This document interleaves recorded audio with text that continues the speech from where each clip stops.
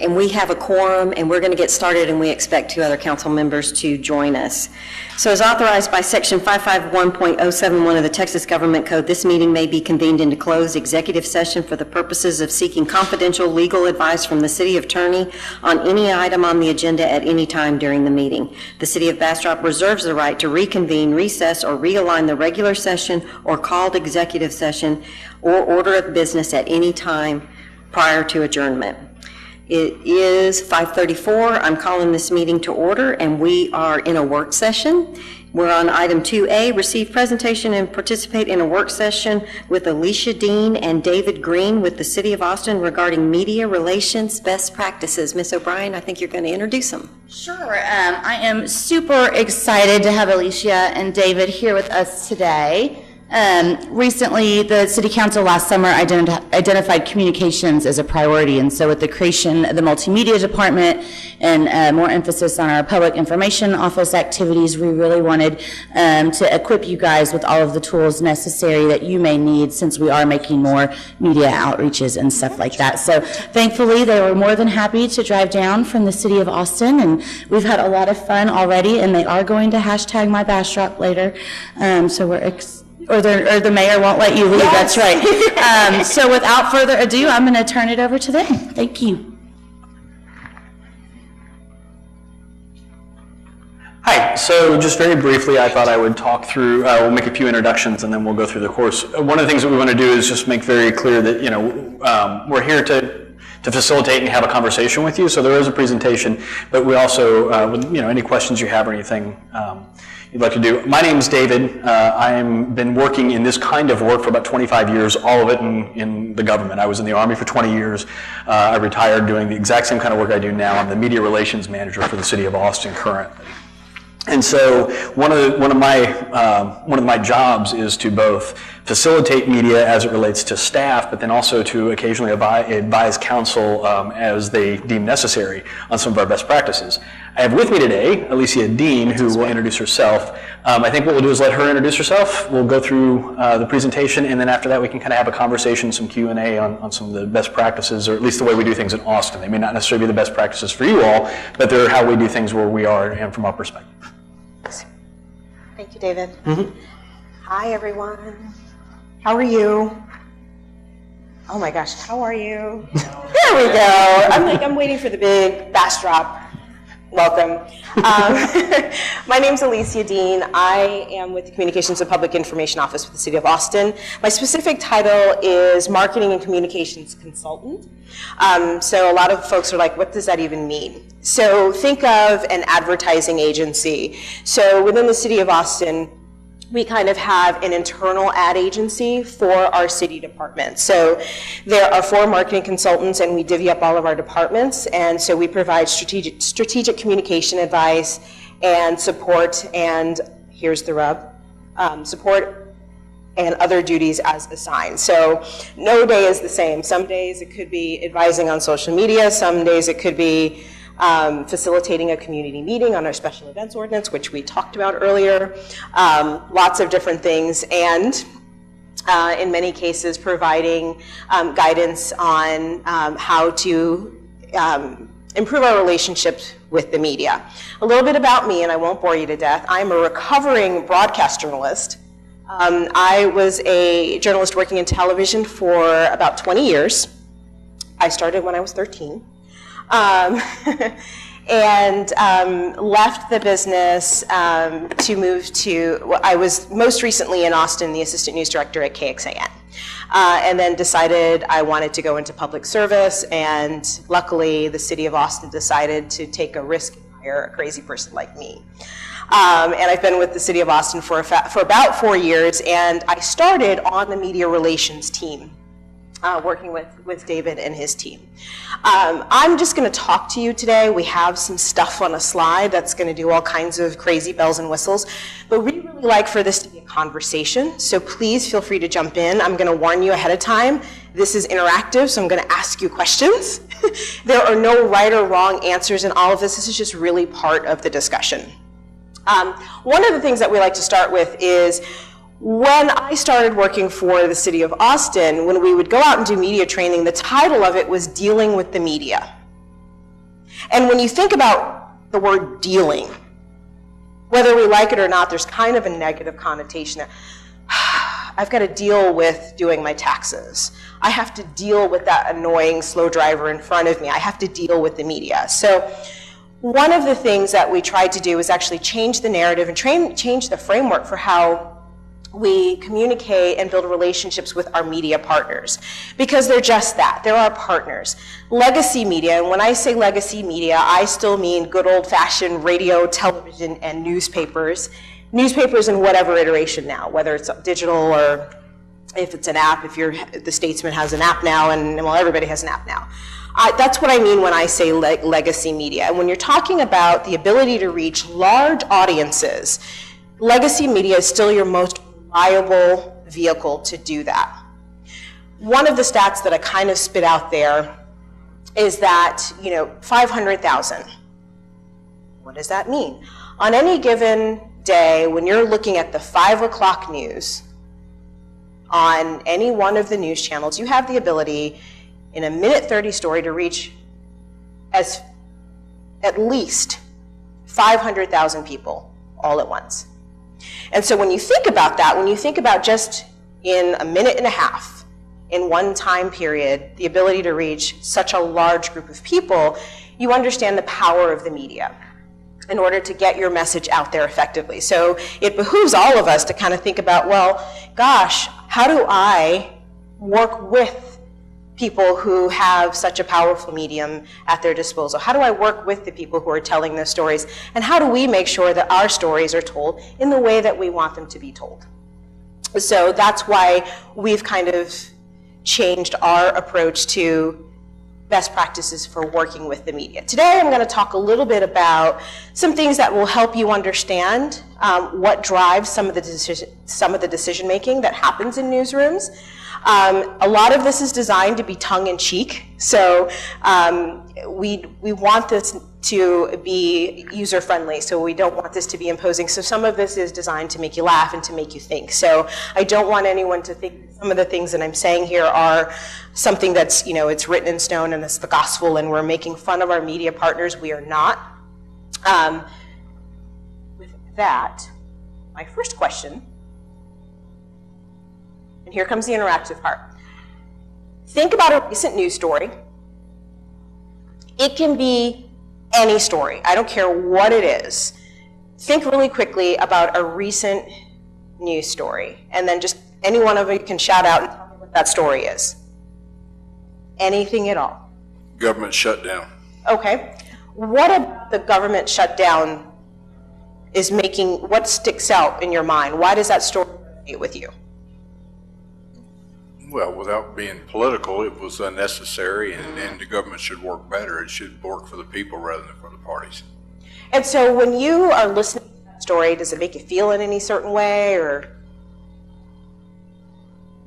Put me on the spot. So for media relations, it angers me to a certain extent. It disgusts me to a certain extent, but it also gives me promise that that better times are yet to come. Absolutely, absolutely. Anyone else with a story? That's a good one. That's a great example. And there are no right, it can be absolutely positively any story, and this is a safe zone, so what happens in the work session stays in the work session, except for the people watching at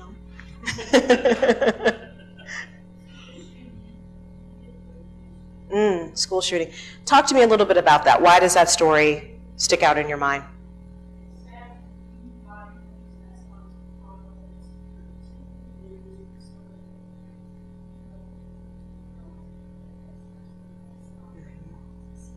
So scary. So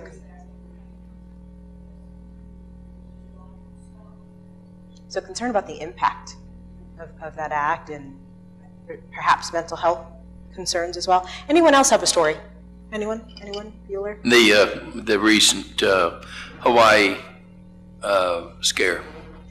And why? Why that one? It could affect us all.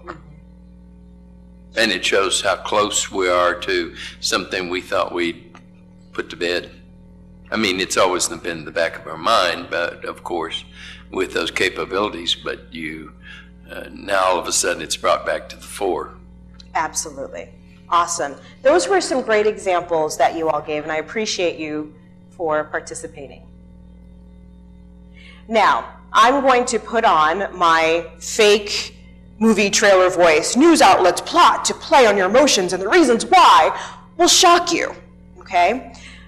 And I'm going to play a little bit of a trailer in a second. So there's a reason, and I'm getting to the point of why I asked you all of those questions and why I asked you specific questions about why the stories, if they make you feel anything or why they resonate with you. But first, we're going to watch this clip. Are you normal? Thursday at 11 on News 8. Could your house be making you fat? Tomorrow, CBS 2 News at 5. And the ingredients in shampoo that can make a boy develop breasts. Tonight at 10. Sex offenders may be in your house. At 11. Sexual predators sent to live in our nursing homes. Could this happen to your mother? How a twist on the predator law could shut down religion. What are the odds? Some say a popular drug could turn you into a compulsive gambler. Don't lose weight. Stay in the dark. We'll explain at 11. Nearly stabbed to death. I felt the knife going through my bones. Why she might have to share her home with the man who attacked her. Tonight at 10. Could frequent hiccups be a sign of cancer? Watch News 8 at 10. One city wants to pack all their sex offenders into a 3-block area. Problem is, it could be right next to your house. Okay, so believe it or not, those are actually all real promos from local television stations around the country. There's a radio station out of New York that actually records them. And so yes, they are extreme, but you'll notice there's kind of a theme to all of them, even some of them, no matter how ridiculous they are. They're designed to elicit a specific response from you, from all of us. So whether it's clickbait, headlines, teases, promos, the words and formats are different, but they're all designed to achieve the same goal, which is to get you to watch, to click, to swipe, to tweet, to share.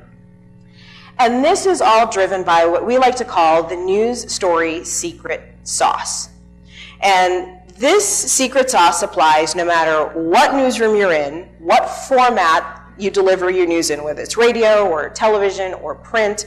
If you're blogging, you'll notice that all stories, even the examples that you gave me, kind of have all of these elements. So we've talked emotion, conflict. The shutdown story makes you angry, right? And then there's conflict around the back and forth on both sides. Why can't we get this done? And so that leaves you feeling angry. So that feeds something. It's an emotional response. You're interested in that. It's unusual. One of the stories that we talk about, a few years ago, we had an issue where someone left their pet raccoon in a car in Austin. And it was a really hot day, and APD had to come and rescue the pet raccoon from the car. We won't even get into why someone thought it was A, smart to have a pet raccoon, B, smart to leave it locked in their car on a day where it's 100-degree weather. What was interesting about that is that we received calls from across the country interested in that story. Why? It's unusual. Same thing in some iteration of the government shutdown story. It's unusual that you see that we get to this point. Yes, it's happened before. All of the stories that you guys share, there's something about it that makes it stand out. Impact. We talked about the impact of a school shooting on so many different levels, a sense of urgency. And one of the things I like to say, you know how all of the cable news channels, there are banners and all kinds of things flying at you, bells and whistles, and there's always breaking news all the time. We kind of like to say there is no such thing really anymore as breaking news. It's already broken. But it feeds our need. We want to know. So when you're in the airport and you've got headline news on and something says breaking news, you want to know. It feeds to our sense of, gosh, I want to be in the know. What are people talking about? Kind of that water cooler effect. So you're inclined to stand up and look. So all of these stories, the reason that we talk about this is that if you understand what journalists are looking for, if you understand the baseline elements, it's not that we don't get what news is, we're all consumers of news in different ways, but this, in your role as public servants, if you know and your staff members know, gosh, well, they're looking for some of these things in the story, this will help you better provide answers and better be prepared for journalists when they come calling and asking for interviews. And if you're trying to pitch stories to the media to get coverage. One of the things that we like to talk about as well, and we point this out and we use ourselves here at the city, and I'm saying here as just transform myself into chambers.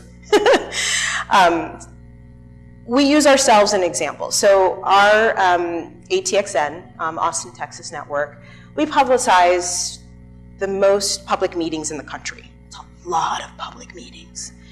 And we try to be remarkably transparent, with making a lot of information online. So most of our public meetings, most of our council meetings, most of our commission meetings are all televised, the vast majority of them.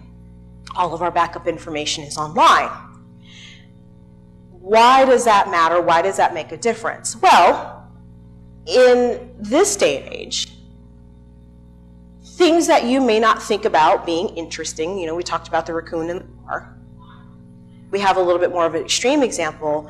Some things that you think are just routine, matters of business that you do, could actually become a story. And so we want to invite you to think about that as you're going about your daily business. This is not to scare you by any stretch of the imagination, but we really want to get you into the mindset of thinking about, through the lens of what a potential story could be. And we're going to show you an example of how a planning and zoning commission meeting and an incident that happened, a really relatively small thing, turned into a really big thing. We first broke here at midday. A map of Austin has landed at least one city worker in hot water. Yeah, here's the map right behind us. It's what was on that map that has the head of a city department apologizing. KVU and Austin American-Statesman reporter Tony Plohetsky joins us now with the details. Tony?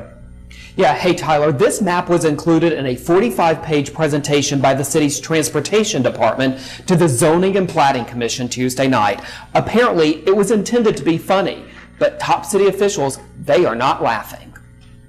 You may have seen it in your Facebook feed over the past couple of years. A map that went viral that claimed to label parts of the city in a satirical way. Labels like North and South Mexico for Hispanic neighborhoods, boring gays, rich hippies, and fake people. Staffers for the city's transportation department used that map at this meeting Tuesday night as they pointed out how one street can connect all sorts of neighborhoods and all sorts of people. Residents like Ashley O'Brien thinks that went too far. Can see how it can be offensive to others, for sure, and I think it's a bit inappropriate to have been used for anything regarding to the city. We went to this part near the Mueller development, labeled Recent Vegans and House Flippers. Sarah Bustamante says Austin is a place that celebrates diversity. I can speak to anybody else in my language or their language, and I feel good about it. Nelson Linder, president of the Austin NAACP, isn't laughing either. The map labels East Austin as blacks resisting gentrification. It shows a lack of cultural sensitivity. You can't make fun of people like that. And nobody should be working in any government making fun of other people based on differences. The use of the map comes 8 months after an assistant city manager resigned amid controversial training about women in the workplace that included statements like women don't deal well with numbers and ask lots of questions. That training was immediately condemned by women in city government. In a memo to Austin's mayor and city council, city manager Mark Ott says use of the map was entirely inappropriate and that, quote, I took immediate action to identify the employee who used such extremely poor judgment. That employee has been placed on administrative leave pending further investigation into this matter. The city manager has appointed an internal investigator to look into this matter. Part of the question, how this presentation got reviewed before going public in front of the commission. Okay. So, we stand before you as folks who are not perfect, who still have things to figure out every day. And we use this as an example because when you stop and think about it, a zoning and platting commission meeting, I can count on one hand and probably have fingers left over. You're talking about the number of journalists who are covering that meeting. And I think, and David, correct me if I'm wrong, I think probably like maybe the Austin Monitor was there. And the Austin Monitor, I think actually they were watching from home because we stream it. It's an evening meeting, so they didn't even show up. There was nobody even present, yeah. Right. And so we use that as an example just to remind people that even when we're talking about our regular public meetings and when we're giving presentations, are these presentations really the best reflection of ourselves? And really start thinking through, if we were to take that presentation and put it on television without any context whatsoever, what would the reaction be? And the reason that we bring this up is that the actual issue that was being discussed, and the staffer really did not have any ill intent. Unfortunately, he has since resigned from the city. The point was to try to add some levity to a pretty heavy, weighty conversation, which is how are we working through some of our transit challenges in Austin? And when you're talking about a corridor like North Lamar, where the road changes and the needs on one road change so much based on what part of the city that you're in. And that's the message that he was trying to convey. Unfortunately, I'm not standing here talking to you about that or anything else that was talked about in that really important meeting to kind of come up with some potential zoning changes and transit options for the North Lamar corridor. We're standing here talking about the controversy that happened because someone used a map without going through a vetting process to say, oh gosh, this is public. Is this how we want to convey this information? Is this the best reflection of us as public servants? Because let's face it, sometimes we get into our zone and we may be joking about things and think, oh, this is fine. What is fine in the workplace isn't necessary, and this is for any workplace. You just have to be public servants and have to have the extra filter of, gosh, what if my constituents saw that? How would they feel about that? Would this make sense to them? And so we really use that as an example of when we're talking about media relations, when we're talking about communicating with the public, we need to be thinking about how we do that on all levels of what we do. Even in our council meetings, even in our boards and commissions meetings, even in small meetings that we don't really take seriously.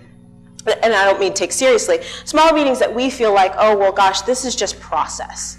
This is boring process. And there are many people who would argue, well, gosh, the zoning and planning committee meeting is process. But you saw a small snippet of a presentation in a meeting that generally people don't attend became a big thing. And unfortunately, someone decided to leave a really established career with the city because of it. So those are things that we talk about when we're saying we want to think through how we communicate. And this leads us to our next topic. One of the reasons that we became aware that this was going to be a potential story is that we had at the time, she's now left and she works for AISD, our public information officer happened to be watching that meeting and said, gosh, this is going to become an issue. And so knowing that we would have to provide a response, we started working immediately through, okay, what happened? Where did the communication break down? How should we be fixing the process?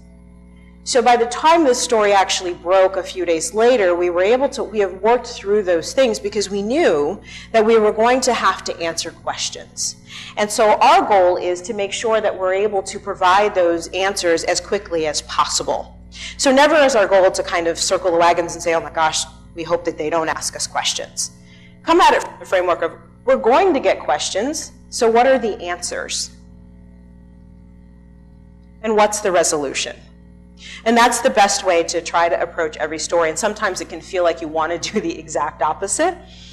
But if you start working from that framework from the beginning, it's much easier to work through the process of a story. And at the end of the day, it may not be the best story. It may not be the story that you would hope for about your municipality. But you have a better chance of actually getting an accurate reflection of what a story is. If you don't talk, someone else will fill in the gap. So we could have taken a very different approach to that story. Well, we're not going to provide a comment. This isn't a personnel matter. Unfortunately, when you take that approach, it opens the door for people to kind of fill in the narrative from there. Well, maybe they're not taking this seriously. Maybe they're asleep at the switch. Maybe they don't care. Instead, if you're kind of working through that proactively, even though this isn't the best story, and we share it because this isn't the best story, right? It's easy to come in and talk about your successes. We want to talk about things that, you know, we've had to work through as well. This is the best possible outcome we could have gotten for a story like this. The best outcome was, don't do that. But we did. So here we are, and this is the best way that we could work through something like that. And so once you're able to kind of have those answers, these are the best ways to help reporters help you, right? Even if, like I said, if it's not the best story, you still want to be able to help them tell the right story and to have the right facts about a story.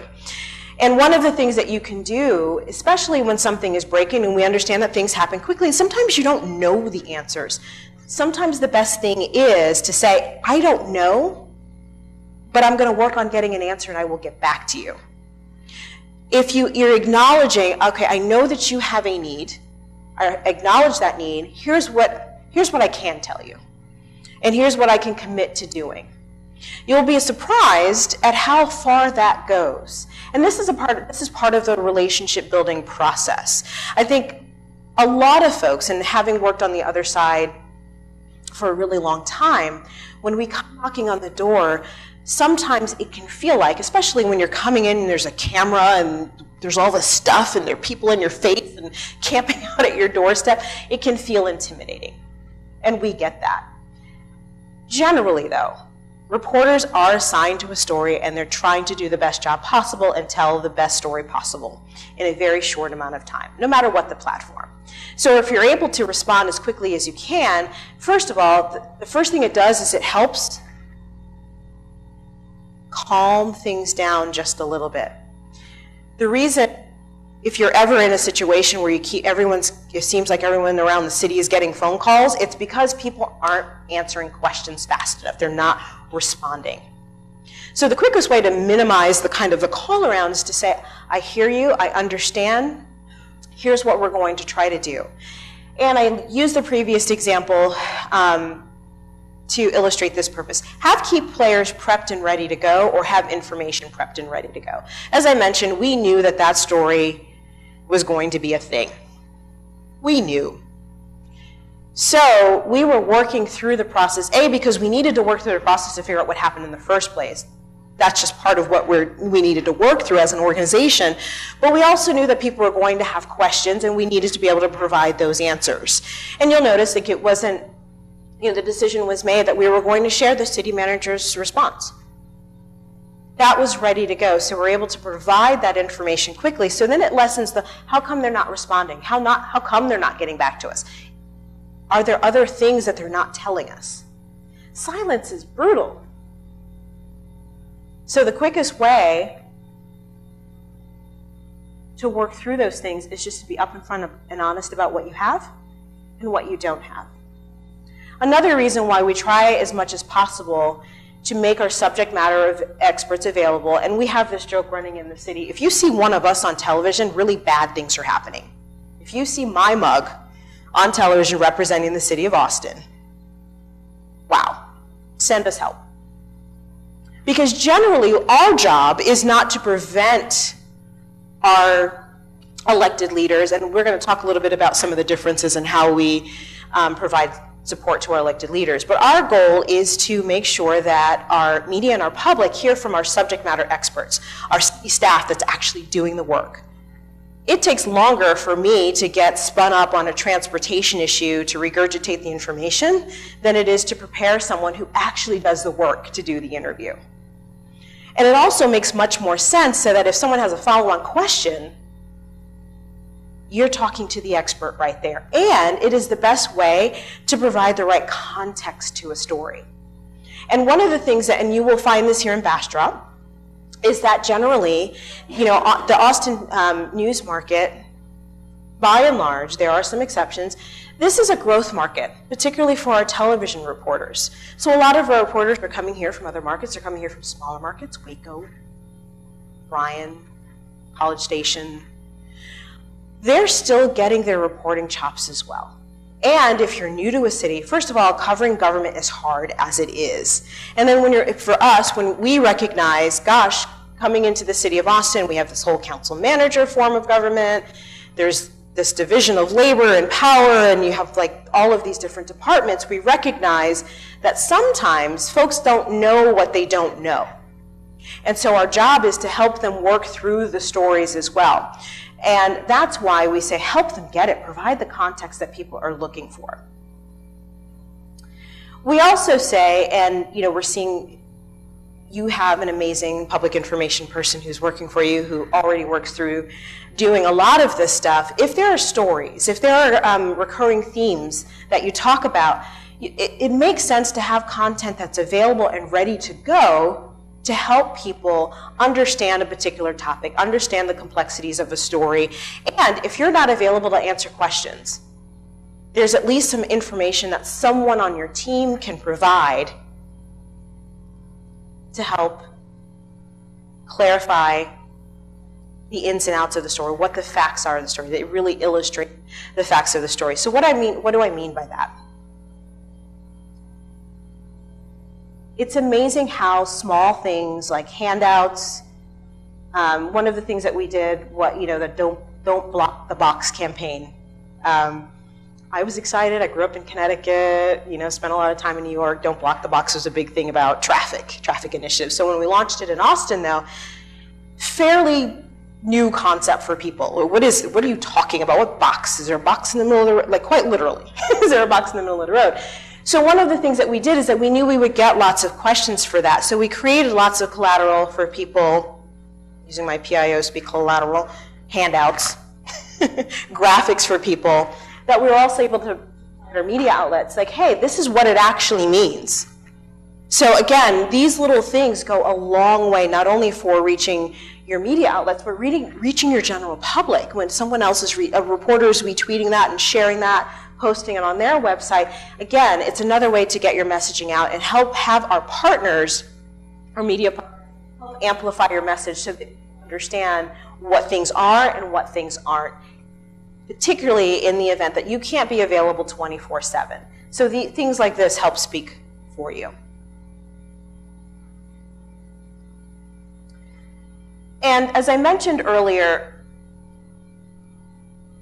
deadlines, responding to calls are particularly important. Deadlines are getting shorter and shorter for journalists. So in the event there's a big breaking news story, and I think back to the Bastrop wildfires. I was brand spanking new to Austin when the wildfires were happening. I had just moved here from San Diego, California. I was working in television there, and we had actually just gone through the wildfires in San Diego. And so then I come here, and then there are more wildfires. I was starting to think there was something about me. So I'm sorry, the fires followed me. But I can imagine what that was like for the elected leaders in town, trying to deal with the constant media calls and the constant questions. I'm sure it was relentless. And part of that was most people were in 24/7 news coverage. I know we were. And not only were we on the air, but we were also online, and we were also feeding our social media. So anything that you can do, and I particularly recall Bastrop actually doing a great job with setting up a media command center to provide that information. And so it became very easy for us to get the critical stuff, the critical information, the critical messages that you all wanted us to share with the public. You made it super easy for us to do. And so what I invite people to do, and we tell our departments to do, we should be thinking in that mode every single day. It shouldn't take a big crisis to get us thinking about how can we respond quickly to information, to request for information, to help people tell our organization's story in a better way. So don't wait for a disaster to do that.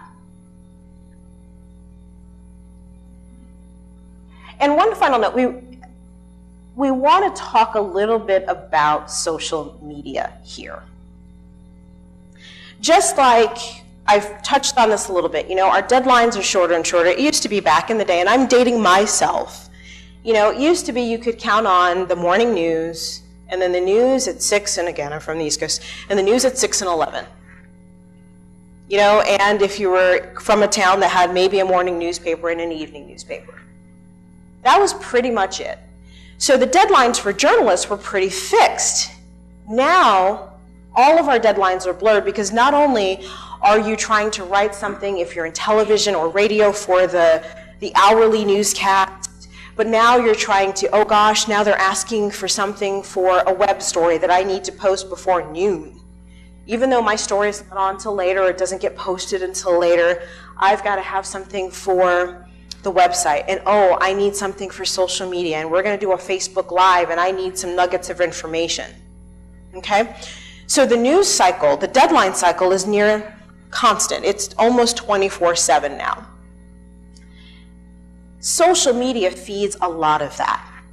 And so it used to be that someone would call you for a quote, or call you and say, can I set up an interview?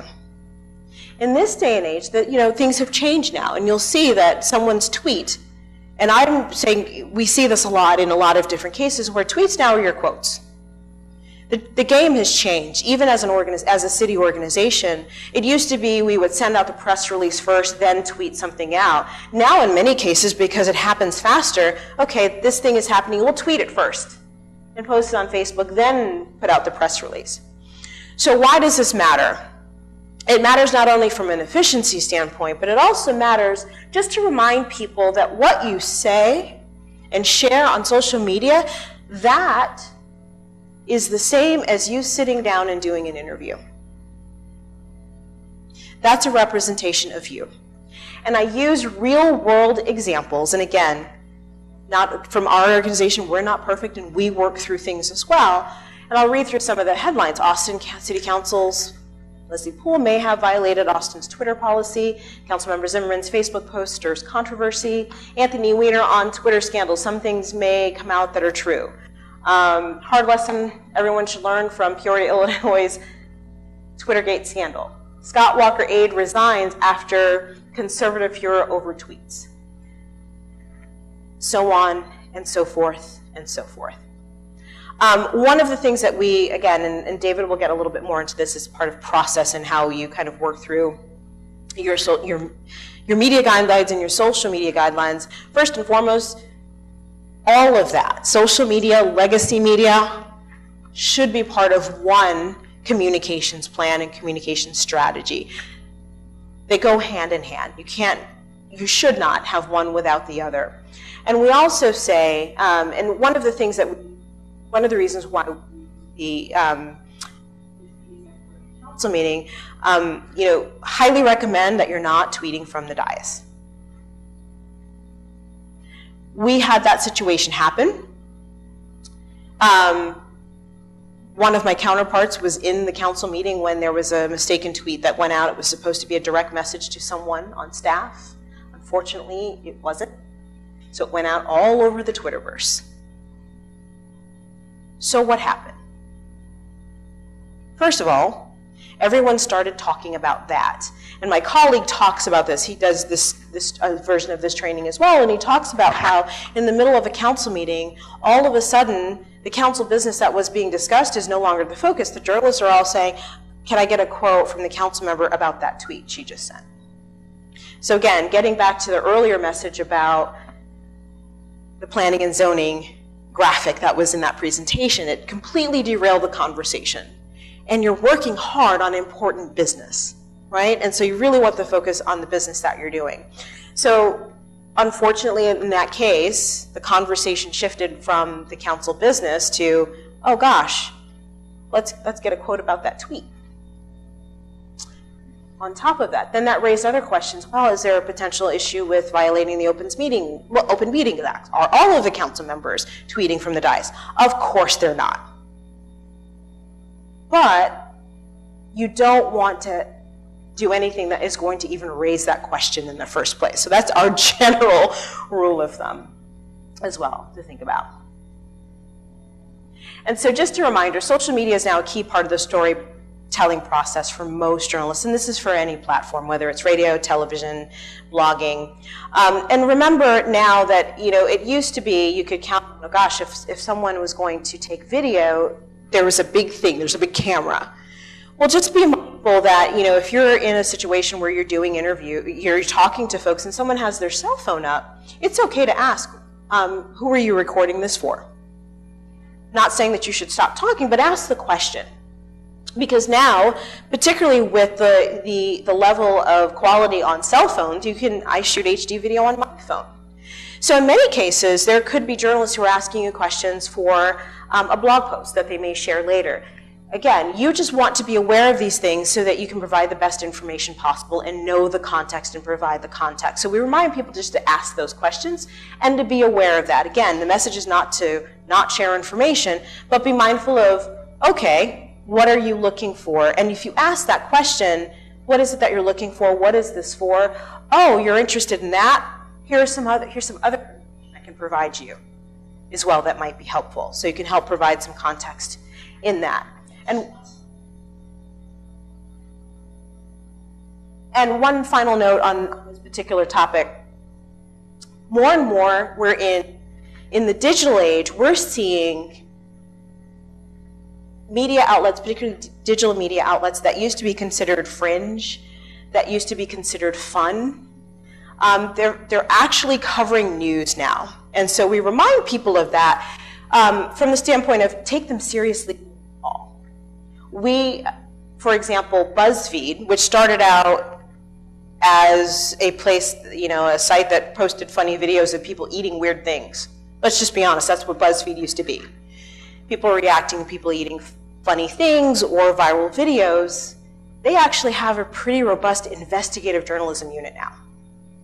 And so we get calls fairly regularly from BuzzFeed on stories. One of the things they did was on our municipal court system and our fines and how we manage through with repeat offenders in our indigent population and how we work through fines and things like that. So legitimate investigative journalists. And so one of the things that we actually had to start coaching our folks within our various city departments is to remind them, when a journalist is a journalist is a journalist is a journalist. BuzzFeed has an investigative unit now. So let's be aware of that and let's treat them with the respect that they deserve and make sure that we're answering those questions and providing the context that we should provide for the stories that we're doing. And so this will happen more and more as digital media properties evolve into more mainstream properties. We know about Facebook and some of the challenges with the last election and questions about information and fake news and the term fake news, things like that. I'm not here to debate that, but I'm here to say that a lot of things that are published on Facebook, again, Facebook is a medium. Social media is a medium where a lot of people consume information. And many times information about your organization, so it behooves all of us, and we work through this every day. How are we using those platforms along with our mainstream media outlets to help tell our story, and tell our story in an accurate and effective way? If someone's going to reshare a Facebook post, is that the post that we want them to share? With that, I'm going to wrap up here and open it up to any questions that you might have and invite my colleague David to come up and talk through any kind of process questions that you might have and how we work with our departments and our elected leaders. Well, first of all, does anybody have any questions about what we've, talked about so far? And it's fine if you don't, I can. One of the things I will tell you that bounces right off of this and kind of weighs into it is, at the City of Austin, we don't make a distinction on who is media and who isn't. If you call and identify yourself to my office as a reporter, I'll treat you as such. But I'm also not getting you any information that the general public can't also get access to. So that being said, the other thing to understand is no matter how small the outlet, these folks are all listening to each other. So something, a matter of fact, a really recent example of that, the comedian Aziz Ansari. Babe.net was the website that published a rather scathing story of a young woman who went on a date with him, and I won't get into all the specifics, but frankly, the average audience, I guarantee none of you have heard of Babe.net before that. I hadn't heard of Babe.net, and I'm on the internet all the time. So it was a very, very small audience, but the next thing you know, it's in the New York Times, it's in the Atlantic, it's driving 24-hour news cycles, and so it's very important to recognize that no matter how small the outlet that you're speaking to, it has the potential to carry over to these other ones because they're listening.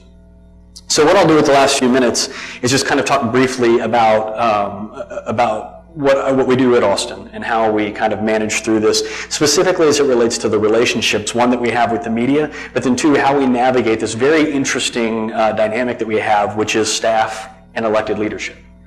Because the two are very different things. And so as the media relations manager, I work very closely with our city manager, and I work, oftentimes I will be quoted as a city spokesperson. I oftentimes tell people, if it's bad news, you will see it quoted as a city spokesperson. If it's good news, it'll be city spokesperson David Green. I'm more than happy to put my name behind the good stuff. That being said, and this goes back to at least two of the stories that you mentioned, we talk about conflict, we talk about impact, right? Obviously, our elected leadership is elected leadership. Just as you're free to say the things that you feel are necessary to fulfill the obligations you have to the constituents that you represent, right? You also have to, we work with our elected leadership to be aware of people thrive on conflict.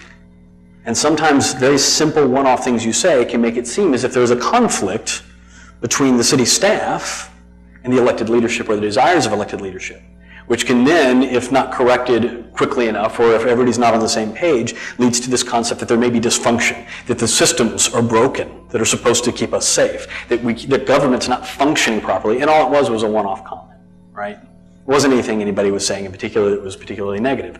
So I work, as a matter of fact, I had coffee this morning with my counterpart in the mayor's office, and so we do regularly check-ins, and we just want to make sure everybody's on the same page, and are there any friction points that you're running into, or things that you're seeing that we're doing and vice versa. Not that that's going to change anything, because I have a very specific boss. My boss is the city manager. But we try and be respectful of those things. Another thing that we have to focus on, and we're very clear about, is when we're speaking for staff or city management, we're speaking as the organization of the city of Austin. When we talk about the elected leadership, we have to be very careful. Are you speaking for yourself, or are you speaking for the body as a whole? And we're very, very careful about that. When we speak for the city of Austin, we make sure that we're speaking in a voice and in a tone that has been approved, usually by a vote on the dais, of the body as a whole. And we have to be very careful about the resources that we use so that we aren't elevating one voice over another when it comes to the differences of opinion you may have.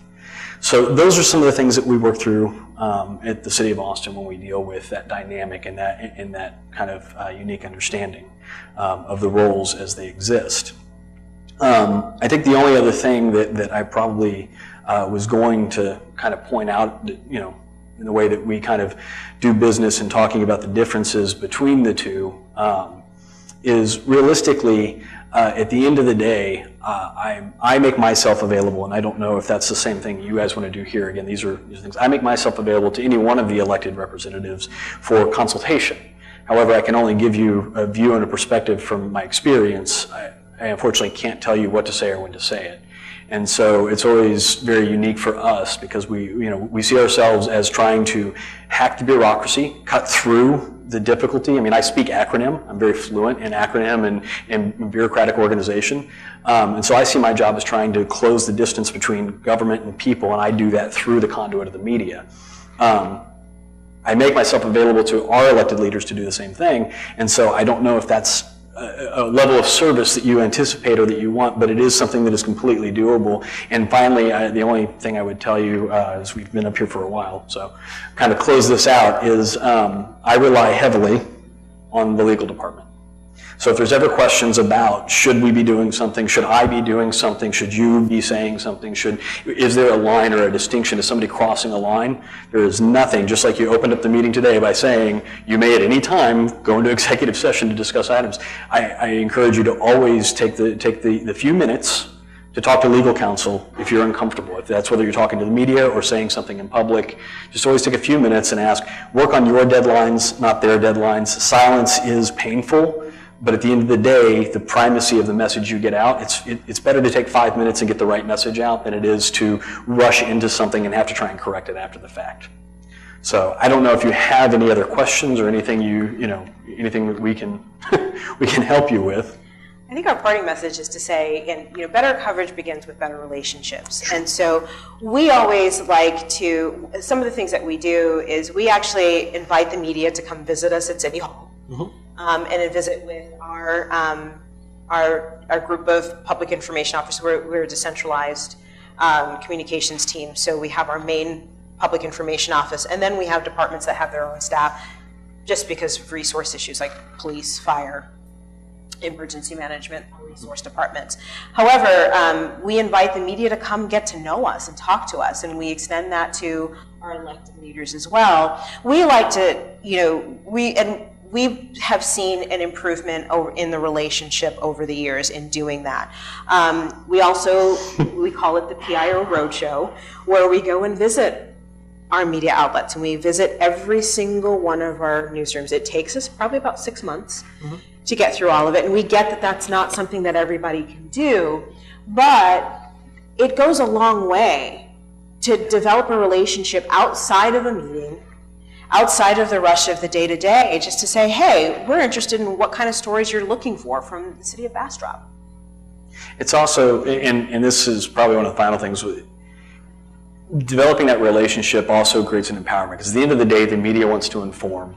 Yes, they want to get the views, yes, they want to get the clicks on the website, yes, but at the end of the day, their job is to convey information. At the end of the day, our job is to get the information to them. Those relationships, when they really pay off?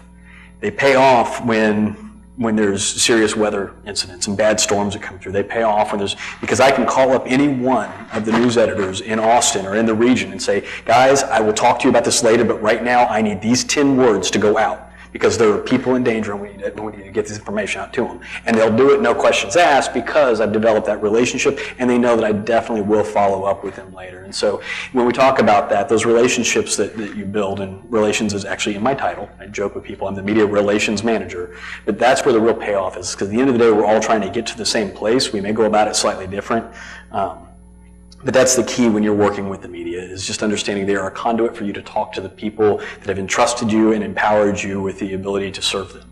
And so that's how we look at it and what we try and do to help. And, we're here today. I'm more than happy to make myself available to your counterpart to continue to advise anyone that needs, that needs or finds anything we have to say helpful. Thanks for having us. Thank you very much. You're welcome. I've got some gifts for you guys in the back, so don't leave yet. Okay. That's the end of our presentation. Thank you guys very much. Thank you. Thank you. You're welcome. Appreciate your time.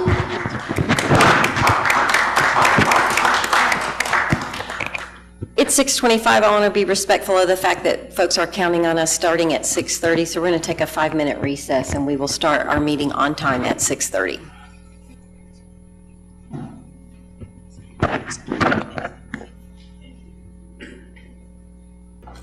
I'm going to call us back into regular session. We are very privileged tonight. We have Gracie Long and Jordan Maxwell. They are both on the student council at Bastrop High School, and they are both on the varsity volleyball team. They're juniors at Bastrop High School, and we are pleased that they're with us. If you girls will please step forward.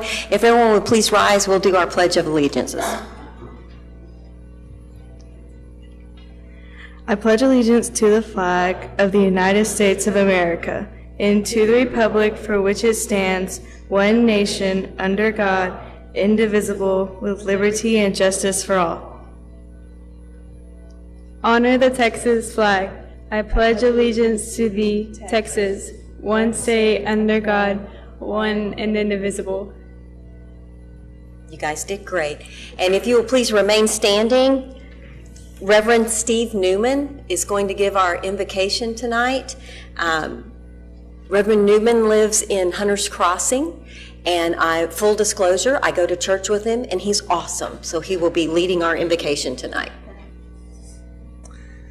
Before I share the invocation, and it is a good one, I have a couple of stories I'd like to share with you. One, I campaigned for the mayor and walked Hunter's Crossing 6 times, making sure I got hold of everybody. Following that, Mr. Nelson, his sign went up on my fence, and we got to walk Hunter's Crossing for him, and we got 2 good ones in now. This is being lifted up, saying that I hope we all work as one. I think that's crucial.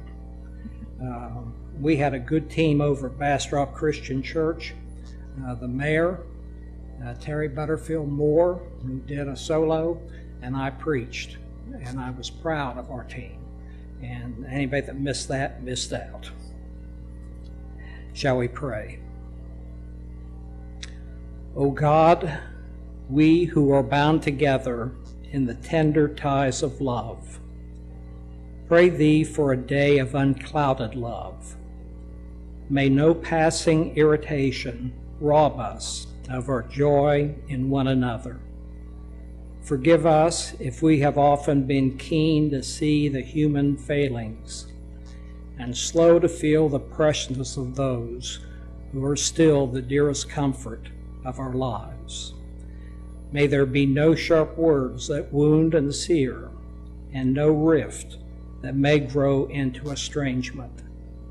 Suffer us not to grieve those whom thou hast sent to us as the sweet ministers of love.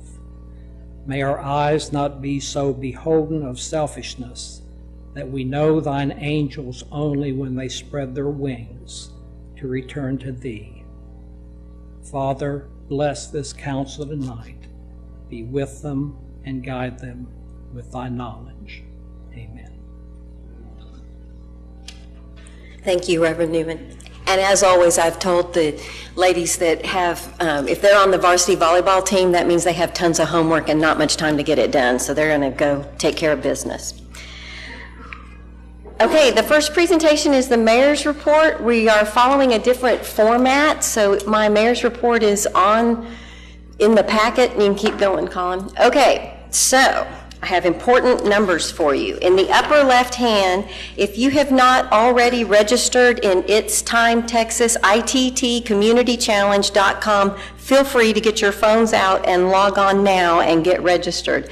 When we started in the first 3 days, yes, Mayor Pro Tem Schiff, I'm looking at you, and it is okay for you to register.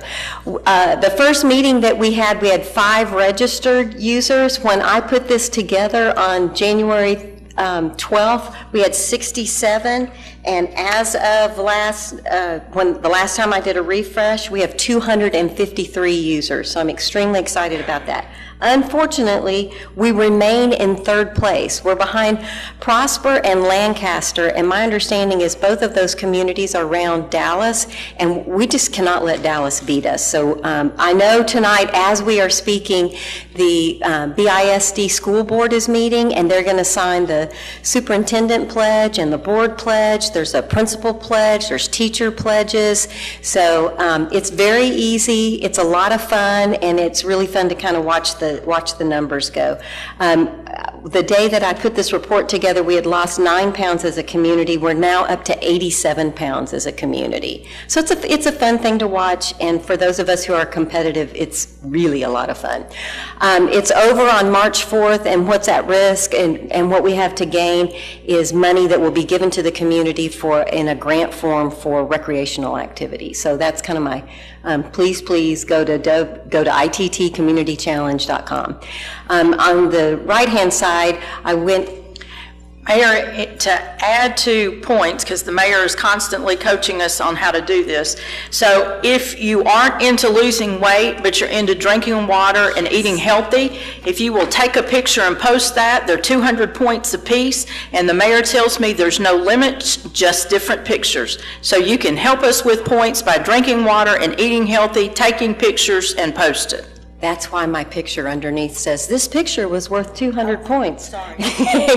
Some pictures are worth 1,000 words, but the picture of me with the bottle of water, so I was at the chamber after hours.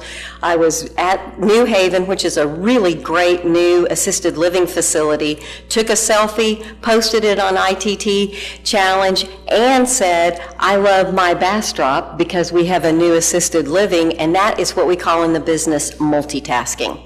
On the bottom left, you'll see the Small Business Revolution. If you are not already aware of that, you will be when this council meeting is over.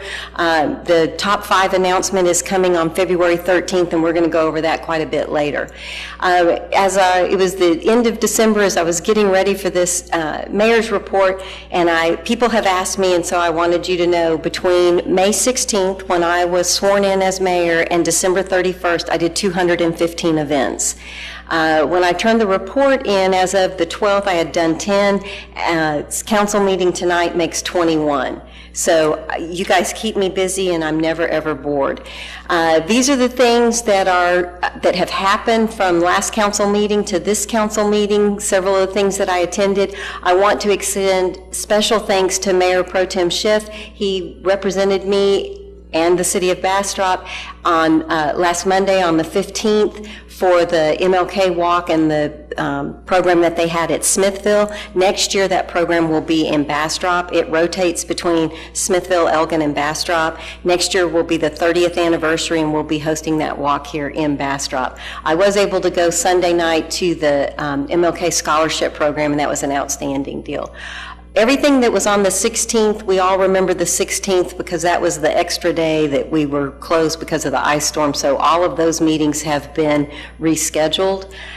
We've had, I went to the Main Street and BAIPP joint workshop, and I know Councilmember Ennis is the liaison for Main Street, and I'm the liaison for BAIPP, so we were both at that meeting. And then we had nearly full council on January 18th when we met with both the Parks Board and the Cemetery Board. The only council member that wasn't able to be there was Councilmember Peterson. I want to extend my special thanks to him for not coming because he kept his germs at home instead of making the rest of us sick. So we're sorry he was sick, but we're glad that he didn't come share those germs. We had our monthly BEDC meeting last night. I know Sean has an update later. Sean on? Yeah. And then we're at council. Coming up, starting tomorrow, there's a Hunters Crossing PID meeting. Planning and zoning is this week. There's a hearing on the 30th. Next week is already the 1st of February. It's hard to believe, but the Parks Board meeting and the Farm Street Opry is always the first Thursday, and Thursday is February 1st, so those events are going on. February 2nd is our kickoff for 2018 First Friday Art Walk, so I know there's going to be a lot of really great things going on with that. And you'll see that we have the Library Board meeting. I'll draw your attention to February 12th. The YMCA annual fundraiser is the evening of February 12th. If you can't attend, I know they are willing to take your check even if you are not at the dinner. And again, there'll be some additional conversation about the small business revolution, and on February 13th, it will be time for a city council meeting again. I am going to start with Mayor Pro Tem Schiff, if you have anything you'd like to cover. Well, I would have. Uh-oh. Did I steal your thunder? Yes, she did. But I got to say, it was an honor to represent the city of Bastrop at the MLK Walk in Smithville last Monday. We're responsible for that walk next year, and it's going to be a tough act to follow. Got to say, Smithville did outstanding job. It was just a super well-organized event. The weather cooperated quite nicely. The very next day it was like, the high of 27 or 23 or whatever it was. But that day it was, I guess, probably in the 50s. So that was a great event, and Bastrop needs to really ratchet up a notch to be able to match what Smithville did this year. We'll keep you in mind when we're putting the committee together to work on that. Councilmember Nelson, do you have anything to share? Yeah, just a couple of things. It was really a pleasure to have the joint meetings with the Parks Board, the Cemetery Board, the Bastrop Art and Public Places, as well as the Main Street. It's really great to see a diverse, engaged, and enthusiastic crowd serving as volunteers on our various committees. Also want to make mention of the fact that we have something here in Bastrop that most cities don't have, and that's an opera house. And there was an outstanding show over this weekend of the Johnny Cash tribute. And from the first, "Hello, I'm Johnny Cash," until the last horn blow on Ring of Fire, it was an outstanding show. So I want to throw a plug in for them. Fantastic. Councilmember Peterson? Yes, good afternoon, everyone. First of all, I just want to thank the Public Works Department for their quick response of the icy roads and bridges that we had. It was an awesome thing to see and kind of get through, but I looked around, these guys were out there taking care of the bridges, so thanks go out to Public Works and those guys taking care of that. Excuse me. The Juneteenth activities were great. The program with Houston Tillerson College at Mount Rose Church was an outstanding choir. Also in Smithfield, the march was wonderful. And Gary, how about those praise dancers? They were awesome, wasn't they? They were awesome, yes. I just want to share with you, I did not bring my germs to City Hall on Thursday. I'm glad I didn't. But at first, I thought I was coming down with the flu. And thank goodness it wasn't the flu, so I made it through that. So remind everybody to take care of yourself and wash your hands frequently, because we don't need another flu epidemic here at Bastrop. Thanks. Thank you, Councilmember Peterson. Councilmember Ennis? Thank you, Mayor. I attended the Happy Healthy New Year's Bash with Councilman Nelson, and if you don't think your mayor is limber and can do exercises, you are seriously mistaken. Councilman Nelson and I stood on the side and said, whew, glad we're not doing that. I attended the Martin Luther King Jr. Scholarship event at Mount Rose with the mayor, and it was outstanding. The Houston Tillotson Choir performed, and it was very meaningful, and I urge you to go on February the 24th. They are performing in Austin with, I think, the UT ensemble, and it would be an outstanding event if you have time to make it. I'm Council Liaison to Main Street. I'd like to give you an update on the Main Street Advisory Board's efforts. They met on January the 10th and welcomed new board member Sandra Grawander. The board will host the LaGrange Main Street Board in Bastrop on Saturday, January 27th. MSAB, the Main Street Board, and Bastrop Art and Public Places hosted a joint board meeting, which I think we've already referred to. They discussed the draft Culinary and Cultural Arts District report. Sarah O'Brien was in Austin last week speaking at the Texas Historical Commission's Real Places Conference. We're very proud of our Sarah. And she spoke with Texas Main Street planner Emily Kohler about downtown Texas and Imagine the Possibilities tour representing Bastrop. Main Street hosted their first breakfast bites on Friday. Thanks to San Marcos Main Street Program Director for presenting our program on maximizing your business during special events. It was really an outstanding presentation. Downtown business changes, the Hub, if you haven't been in, an innovative coffee shop and shared workspace is now open in the Prokop building. And Bastrop Beer Company is working hard to get their doors open in the next 6 weeks. As to the Cemetery Board, their 2017 accomplishments are updating the cemetery ordinance, and they identified concerns surrounding aging trees and the need for additional and replacement trees to retain Fairview Cemetery's beauty, and they began work on a memorial tree program. Their work plan for 2018 is conduct a perpetual care actuarial study to ensure long-term financial sustainability. And this was quite interesting in our joint workshop with them.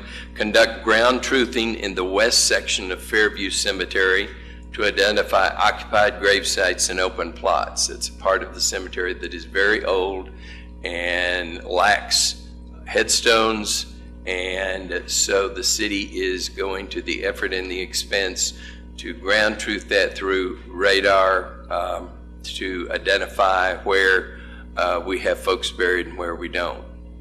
And last is they're going to create a memorial tree program for the cemetery to plant trees, replace some aging trees, and plant trees in areas to make it more quiet and to give shade for people resting in the cemetery. That's my report, Mayor. Thank you, Councilmember Ennis. I'll remind the public that anytime the council has a meeting that they're recorded, so if you have any interest in either the joint meeting with the Parks Board or the Cemetery Board, you can find that meeting online and you can watch it and see all of the information about it. Councilmember Jones. I'm good. I think y'all did a really good job covering everything. City Manager? All righty, we're on to the next page. I'm at 6, work session briefing, discuss the small business revolution. Main Street, original series, its potential impact on Bastrop and our small businesses on Main Street, what the city needs to do to earn a spot in the top 5, which will be announced the week of February 12th. We know it's the 13th now. And the preliminary game plan for voting as a top 5 contender. Turn it over to the city manager. Yes, ma'am. I'm on a walk and talk, as Sarah likes to say. I feel compelled to preach. She was looking for a leopard preaching robe, and we didn't find one, so this causes me to have to be a little bit mobile. The small business revolution is something that we're talking about quite a bit, and we are well versed in it, and I like to remind staff that sometimes we start in the middle of the end of the conversation when we really need to back it up. And so we don't want to assume that folks understand what the small business revolution is about and why it is so important to this community. So we're going to remedy that, I hope, tonight. And the Small Business Revolution is sponsored by the Deluxe Corporation. If you actually still physically write checks, the checks that you have in your checkbook, chances are produced by Deluxe. They've been a champion of small business since 1915. And as a part of their 100th anniversary, they created the Small Business Revolution Main Street series. And they went across the country and filmed a documentary, and really their takeaway from that was how important small business really is to the future economy of America. But they also came to understand that there was a real crisis for our small business and a real crisis for the small towns who count on those small businesses. So they created the Small Business Revolution Main Street in a way to not only spark the small business, but to spark the small towns those businesses are located in, to keep the people coming back. The Small Business Revolution is an original series. It's hosted by Shark Tank's Robert Herscheval and Amanda Brinkman. It's featured on Hulu, and if you don't subscribe to that, this series is also on their website. Each series is centered around one town and 6 businesses. The Deluxe Corporation actually invests $500,000 through in-kind services and physical and aesthetic improvements into a community. So the competition is conducted by nominations and majority votes. And so how did we get nominated? Well, we got nominated because there are wonderful people in this community that felt like Bastrop had a story that was similar to the story that the Small Business Revolution program needs to tell. And so there were thousands of applications, and we were in the top 20. They went through and reduced that down to the top 10, and they are in the process of picking season 3. More than 180,000 viewers voted to award season 1 to Wabash, Indiana. More than 1 million votes were cast for Bristol Borough, Pennsylvania, season 2. So do the math between 180,000 and 1 million. That's pretty significant in a 12-month time. So how many votes will it take to win season 3? If that keeps up, it'll be a couple of million votes. But what's important to understand is that the top 5 that are put in the voting pool, again, it's the majority of the votes. This is not picked or designed by the Deluxe staff. America drives these winners. This slide represents all of the 10 cities. Fortunately for the city of Bastrop, we're the only city in the state of Texas, and I hope that works to our advantage. But you've got Aberdeen, South Dakota, Alton, Illinois, Americus, Georgia, Amesbury, Massachusetts, my Bastrop, clearly in Texas, Brainerd, Minnesota. Mayor, help me out with that one. Exeter, Exeter, thank you, my Southern English has a problem with that one. New Hampshire, Florence, Oregon, Martinez, California, and Siloam Springs, Arkansas. So the question that we'd all like to know is who's going to be the winner of season 3. So I want to break this presentation down to a couple of segments. And first of all, I want to talk about why is it important for Bastrop to win season 3. This isn't, and while the mayor's health challenge is important, this one I hope resonates with all of us at a much higher level. We've got some pretty significant stakes that we need to overcome, and this is a way to help us. Y'all have heard me say many, many times since I've gotten here that 41% of the general fund's revenue is sales tax. And when you look at that in real dollars, we get in the city about $4.4 million in revenue from sales tax.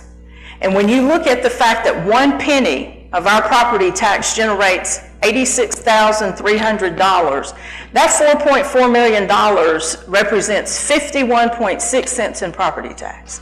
So said a different way, if we didn't have the sales tax to generate the same amount of revenue, we'd have to have a $1.05 tax rate. It's huge, pretty significant to the city of Bastrop. Now, what's interesting is, and you've heard Sean talk about this, is the city of Bastrop has a retail trade area of about 190 miles. And that is beyond unusual for a community of our size. Our trade area goes all the way down to Interstate 10, goes all the way over to State Highway 130. It's very, very large. And we have a huge threat at 71 and State Highway 130 that will shrink our retail area. And you've heard Sean at his monthly updates talk about the 500,000 square feet mixed-use development that's going to be at the intersection of State Highway 130 and State Highway 71. So the Economic Development Corporation had a study done on what is the impact of that development. And he's going to do a full-blown presentation at the first meeting in February, but prior to that, we wanted to talk about why this is so important.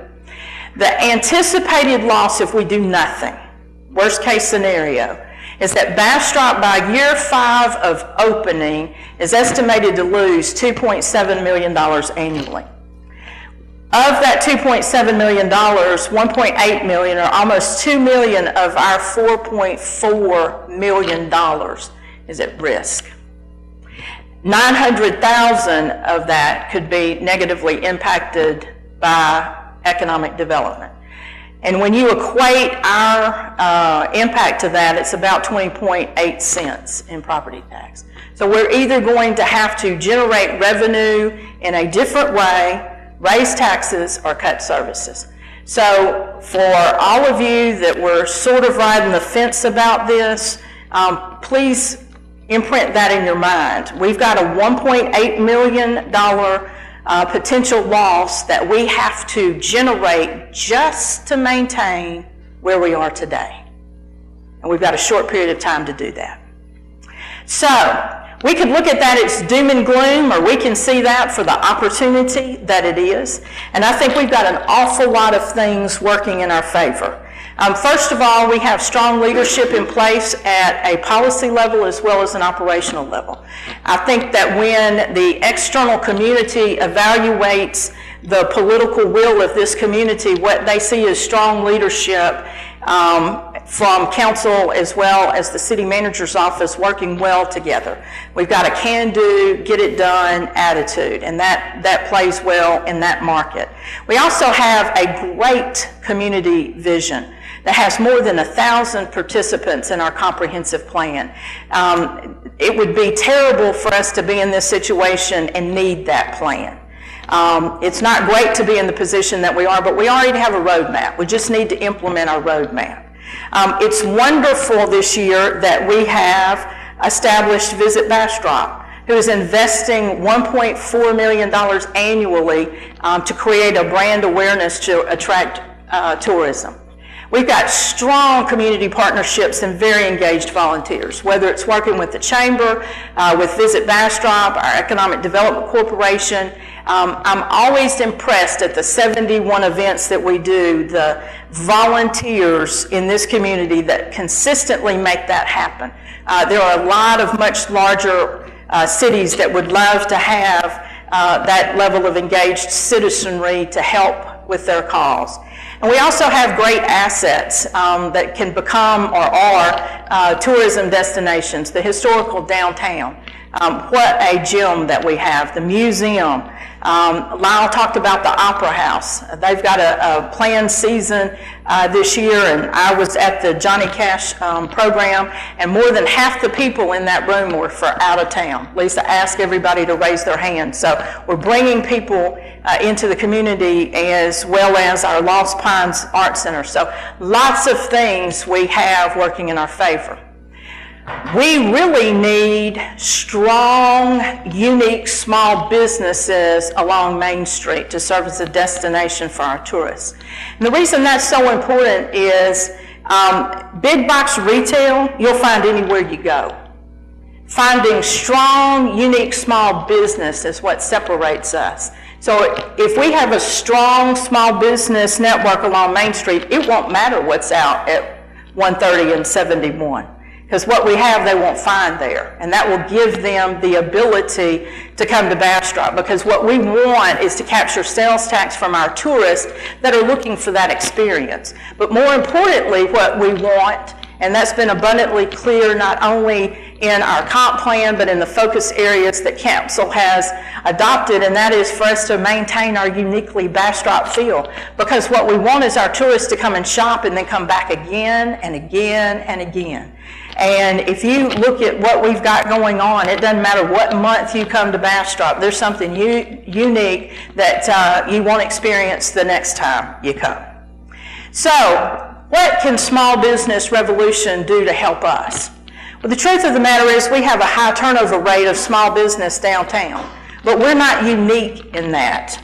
That is really a testament to small business. 2/3 of new small business fail within 2 years. 1/2 of new small business fail within 5 years. 1/3 of those small businesses fail within 10 years, and 60% of all restaurants are likely to close within 3 years. And those are statistics that the Bureau of Labor track. One of the most frequent reasons for failure is the lack of cash flow. But another challenge is a business will start with an idea or concept they're passionate about, but they lack the business management skills necessary to sustain that. And so that's where the Deluxe Corporation comes in. They invest $500,000 through in-kind services, physical and aesthetic improvements into 6 businesses and 1 community. The businesses are selected on the basis of who can benefit most from the assistance. And I know this is a question that many of our businesses in town have. If we were selected to win Series 3, they come in after the fact and they have an application process. And every business in town would be able to submit an application.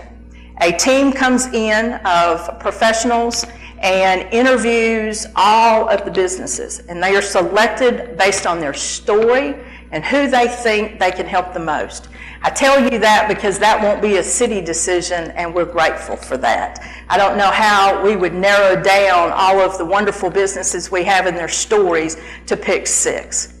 The in-kind services that Deluxe Corporations provide is website development, logo development, they help with printed products, social media campaigns, and professional mentoring. They also do community marketing training, and we've already won that by being in the top 10. And so Sarah's working with representatives to get that scheduled, so we're really excited about that. And then we receive national exposure as a community. So the great thing is if we were to win, we know we need to offset that $2 million that we're going to lose in potential sales tax by having the entire nation wanting to come visit us from tourism. That is awesome. So bottom line is by winning this series, there's value to small businesses. And the analogy I like to use is it sets them up for success by teaching them to fish instead of feeding them lunch. The national exposure to us is priceless, but we've got great community passion, but I think it will be enhanced along with our community spirit and our community pride. And again, that's priceless. We've had a couple of meetings over the past couple of weeks that, man, when I get out of them, I leave really amped up and enthusiastic about our future.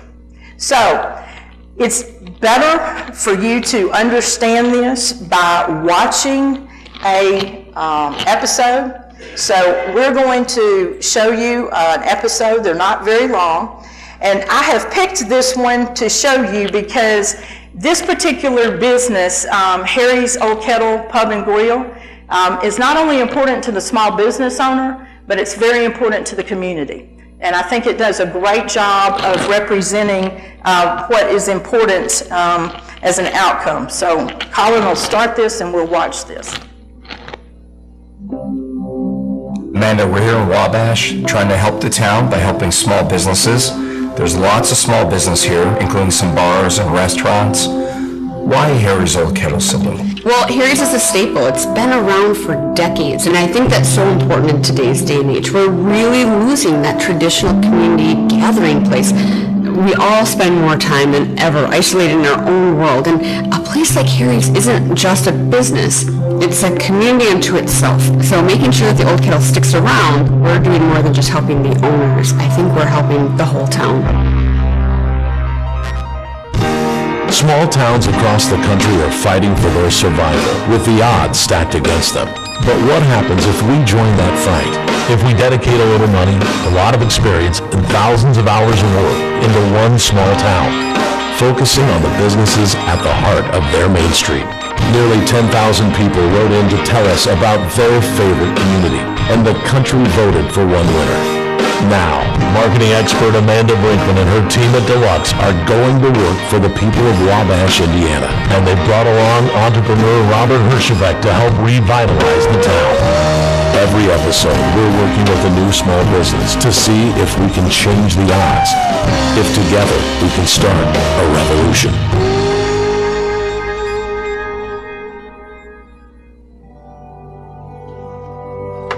As far back as I can remember, I've cooked. I can remember my sister having me stirring cake mixes with her. I was probably 5 or 6 years old. One night I was in the Old Kettle Saloon with some friends. Owner looked at me and said, "Harry, why don't you buy this place and serve food?" So I just answered right back, "Why don't you sell it to me so I can?" The Old Kettle started life as a drive-in restaurant called the Howdy Bob back in the 50s and early 60s. And then in 68, 69, they converted it into a bar, and it's been the Old Kettle Saloon. Until I bought it, became Harry's Old Kettle Saloon.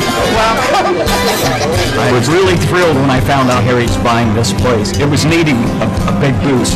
I want to tell you, as soon as he took over, immediately you could tell the change. It just seemed brighter and cheerier. He really invested in the place, revamped the selection of booze. But mostly it's the atmosphere. It's knowing that you're safe because Harry's got your back. What I like most is the mixture of people, from 21-year-olds to 80-year-olds. We have people telling us their parents had their first date here, Thanksgiving, it's like homecoming. All different generations will be here that night. My older brother worked here when he got back from Vietnam in '68. He'd always talked about the good people here, so I've been coming ever since. I hate to say it's a family tradition, but if you're going to go hang out somewhere in town, this is kind of the place to be. The fun we have doing football games and just the rivalries. Well, you call it fun. I call it torture. Because I'm a New England girl. But I just come in, you know, with my Brady shirt and my pom-poms and my megaphone and just make everybody mad. We have a good time in here. We're looking forward to the kitchen being open, hopefully.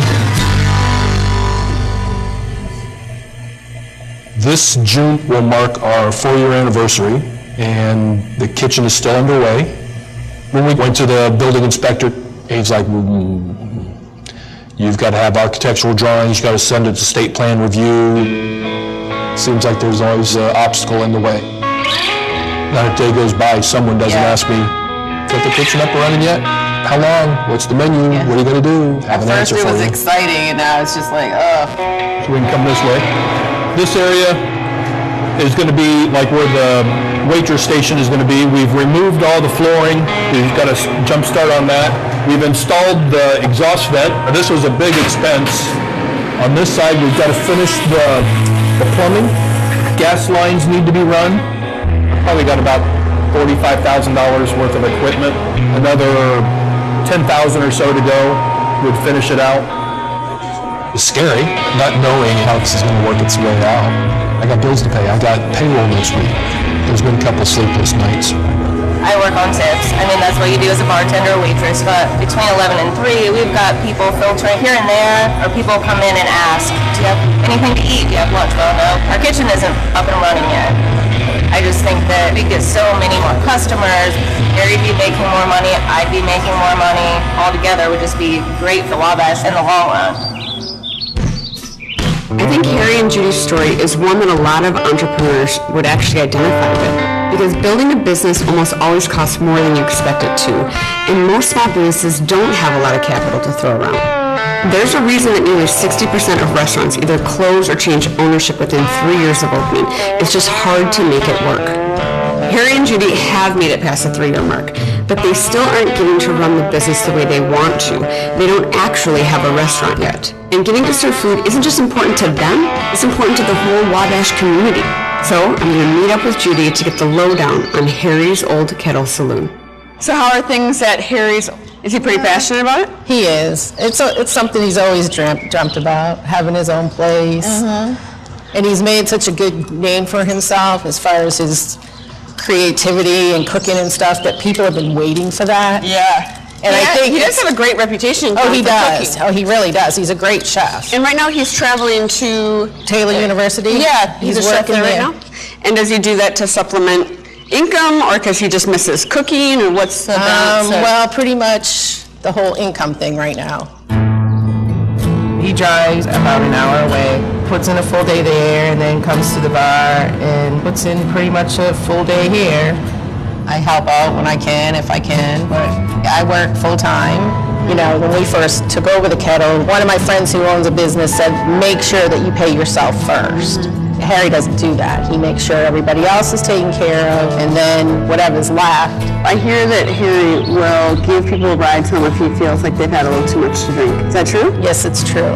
He does. That is taking being a bar owner to the next level. That's amazing. Harry's a great guy. He really is. Like, there's nights where Harry's just exhausted, and I'm just like, just stay home, let her close, you know.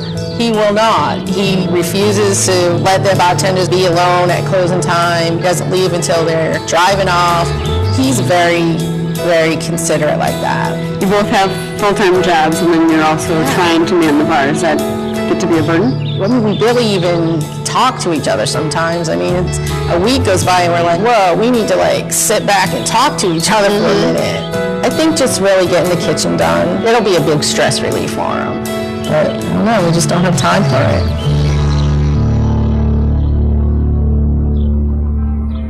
Good morning. You're listening to the My Bash Morning Jam on 105.9 The Bash, and today is a good day in Wabash because if you're anything like me, you might find yourself, heading down to the kettle once or twice or maybe 6 times this week, and you might be tired of having to leave anytime you get hungry. Today, the Main Street Revolution will be at the Old Kettle working on getting that kitchen going. So, head on down and see if you can get Amanda to do a shot. And tell him to hurry up already. I'm hungry. We know there are a whole slew of things we've got to think about from a marketing standpoint in order to add that restaurant piece to the Old Kettle. But there's also an element of this move that's just going to come down to the numbers. Is this new direction financially viable for them? So I want to bring in Robert for a deep dive on the Kettle's books. We've got some food set up in the back. Yeah. Follow us. Wow, that's really good. You know, the beans, they're like Boston baked beans. Of course, I did them in a bean kettle I thing. love the beans. Best beans I've had here. Wow. So, let me ask you this. You opened the first year. What were the sales in the first year? You knew I was going to ask that. You can see here. So, here's what the numbers tell me. When you took over the business, the business went from 141,000 a year to 258. Yes. That's a huge jump in sales in a very, very difficult business. If you would have told me before I walked in the store that this would be your sales, I would have said to Amanda, you've been drinking all day. Well, she has been drinking all day. You would point it out. Without me. Everybody who came in here for you guys. It feels like a family in here. It Like you does. got that It's really great. great. It's like cheers. You want to keep it the same norm. Wade's on you, Norm. Right? Yeah. Yeah. He's a big radio star. So exactly what you wanted to do, you've done. That's the good news. The interesting news is in those 3 years, your sales are flat to down. So whatever the magic was that got Harry's off the ground has done this. And you've got to work 2 other jobs to support a great business. It should be paying you. Everything that we're making is going back into the bar, off the bar. Into things like the kitchen and interior improvements. Okay, so I got to believe your margin is at least 50%. Does that sound right? Yeah? What were your expenses on that? At the very bottom of that tax form, do you remember the number it says, how much money the business made? I don't remember off the top of my head. You gotta know that number. And especially if, I think it just makes us nervous if you're going into the restaurant business and you don't kind of know that going into it. It's going to be so hard for you to tell whether or not that was a good decision. For Harry and Judy, it's obvious that the kitchen is as much about following their passion as it is about increasing sales. But we're not here to tell them what to do. We're here to support what they want. I think it's great that you have such a passion for the cooking. It's clear that you want to be a chef again and you want to do that here in your own establishment. I've tried to get out of cooking before. You know, I tried to sell insurance. I worked at a factory. Always gravitate back. It's always come natural to me. It's something that it's a passion. I love that. Well, if your goal is to open a kitchen, certainly should be a goal to do it without having to take out a loan or any of your personal savings. You know, today you're working to exist. You gotta start working to live. Yeah, well, I mean, very well said. Yeah, exactly. Just having somebody reaffirm some of the things we were doing makes me feel really good. But just some of the accounting and things like that we need to work on, and when that's not your forte, it's a little hard to enjoy doing it. Harry really knows his sales. That was really impressive, but he hasn't made that correlation between what the top line sales mean to making money. If you don't know where you are today, it's very difficult to make a change. Change is hard for your customers. And that's where good marketing can help. They've got the love of cooking covered, so it's our job to make sure that the venture is successful. And a solid marketing plan is going to be a big part of that. Harry's Old Kettle Saloon with an actual old kettle up top. I can't believe there was actually a kettle. Yeah. I mean, that is a long-standing bar here in town. I mean, people love the old kettle. Love the business. They've already got customers. If I already have a pretty good customer base, what's the benefit of redoing my marketing and online presence? A big part of it is so he's findable online, especially from a tourism perspective, because there's about 20 different directories you can put a restaurant on, and you have to have your menu online to be able to show up in those directories as well. Online presence is really big for restaurants because you have to start building that trust before people even walk in the door. Over 70% of diners trust online reviews, and they trust these reviews as much as a personal recommendation from a friend. The other thing that we can do is we need to help them actually print the menus. The menus. We can just do a number of different branded items, tabletop tents and things like that. I think my final comment for Harry's, I feel like we almost owe these people a basic accounting 101 lesson.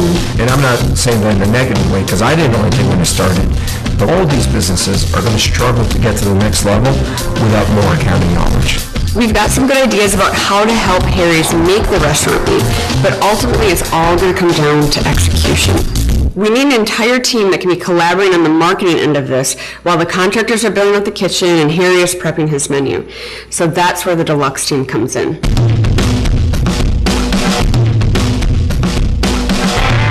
The Creative Lab is where our teams collaborate to try to come up with the best ideas. In this room, we have expertise that covers logo design, email marketing, website design, search engine marketing, social media marketing. Really, the best work happens when our teams come together and we're talking face to face. I love the idea that we can kind of get rid of the name saloon and bring in the actual kettle as an icon. With Harry and Judy, I don't think they have reserves if the restaurant needs 3-4 months to get going. I think we have to hit the ground running. Specifically destination visitors, that's really going to be, I think, where the growth opportunity is. Harry is still about $10,000 away from being able to finish his kitchen, so that's going to be our big focus for him. Really finish the space. So we're getting some progress done. They've started on the ceilings. You can see this. Hopefully this is some riveting video for you. In addition to helping build out their kitchen, we're building a website for them as well. It starts with a search where people will link to the Kettle website and they'll be able to better understand what experience they're going to get when they walk in the door. That leads to someone actually visiting the Kettle, and then they share on social media, and that's sort of a virtuous cycle where it seems busier and busier and more popular. I wanted to try using Facebook groups in a really unique way for businesses, especially in Wabash. Let's build a family here. We already have it in person, let's build it online. Marketing is one aspect, but we knew that we needed some experts in some other fields that brought in more of that business expertise. You know, from a gross profit standpoint, you can start tracking those margins.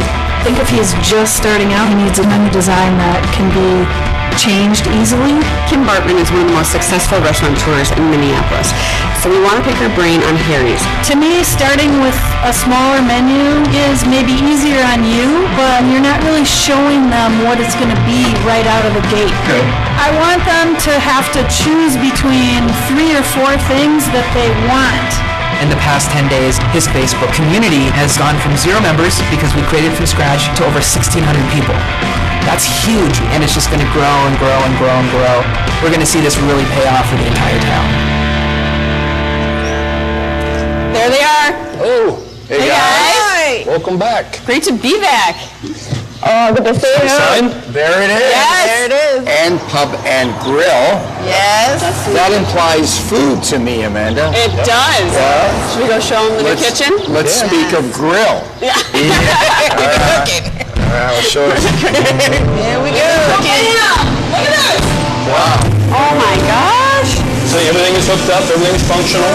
You guys hooked me up with this P3s, which is awesome. It's so fun to see the kitchen come together. I mean, now they're really set up to cook. The floor looks great. It feels so bright and clean back here. So many people are so excited about the food. Initially, it was just overwhelming. You know, everything that had to be done, that was always looming over my head. To have Deluxe come in and help us do this, it just doesn't even seem real. I have some stuff to show you from a marketing perspective if you want to look. Launching your website. Yeah? All right. Let's go ahead. After you, young lady. Young. I like it. Oh, wow. Front and center we see Harry. So people are 2.5 times more likely to click on your site if it shows that you have photos. The first thing people see is food, and you have a craft beer menu. Just the website itself, I knew they would do a great job on it, but I didn't know they'd do that great of a job. I mean, it's like a real website. I don't know how else to describe it. I mean, it's too cool. So now we get into your menu. So 3/4 of the people who are searching for restaurants online do it in order to look at your menu. So it's very important to have that on there. So cool. That's awesome. I mean, I'm completely blown away. Yes. Let's see a few other fun items. Okay. First of all, for when you have takeout orders, this feels like a real restaurant, right? Kind of fancy. No restaurant would be complete without your own custom coasters. The logo again fits perfectly on the coaster. Get it clipped. Are you ready for my favorite part? More. I've got more of the fancy treats. A menu for you, ma'am. A menu for you, sir. Ma'am. A menu for you, sir. Where? It's a business card back. Look how great that logo looks against the wood grain. That's so good. Thank you very much. So the other thing you had is you had a meeting with the accountant? Yes, That went really well. I just felt really comfortable with it. So Deluxe will pay for you to meet with the accountant through the end of the year, so you can have many more sessions. We want to make sure that you get on a good track with them. I was like, okay, where's the catch? This can't be real. Nobody just gives, this much help and goodwill. It's like a dream come true. It really is. I see here on your menu you've got a lot of really great choices, but I know one of the things you love to do is smoke meat. You have a smoker back there? Oh, I love smoked meat. I feel like I had something in my car earlier that resembled a smoker. I should check. All right, well, we'll check. Oh my God, it's behind someone else's truck. Wow. Get out of town. Look at that. Wow. Look at this. It's huge. You're kidding me.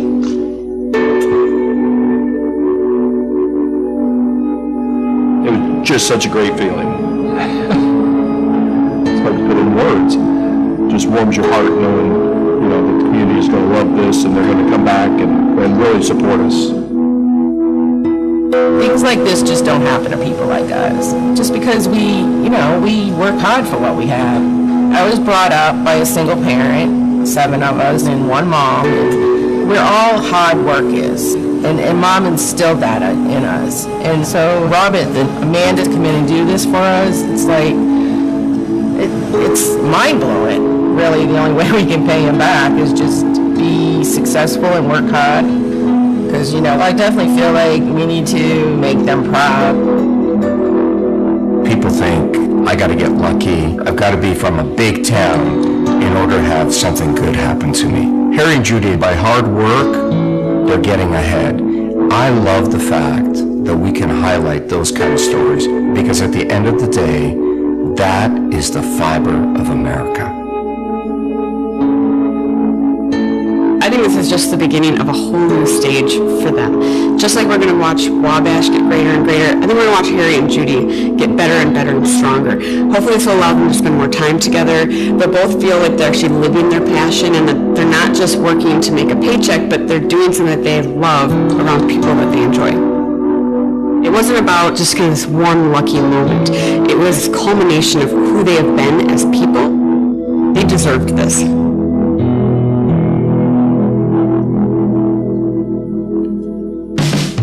Join us next time on Small Business Revolution Main Street, where we visit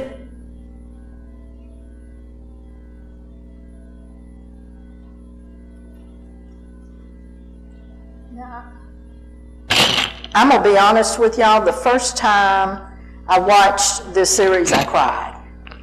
Every episode, because it is so life-changing, and it's so heartfelt. And honestly, I didn't know what to expect when I watched the series. Sarah and I had talked about it, and when you hear what they do, when you hear what this is about, you think you're going to watch a business show. That wasn't a business show. That was life-changing. If you have not watched this series, I would encourage you to do so. If you'll go to www.smallbusinessrevolution.com, both series are on there. Each series kicks off with an introduction explaining the community to you. There are 6 businesses that are featured, and then there is a kind of a wind up saying goodbye. Here's what we've done collectively. Between Series 1 in Wabash, Indiana, and Series 2 in Bristol Borough, Pennsylvania, they went back and studied Wabash a year later. And it's a pretty phenomenal story. So, first of all, in order for us to win the series, we have to get to the top 5.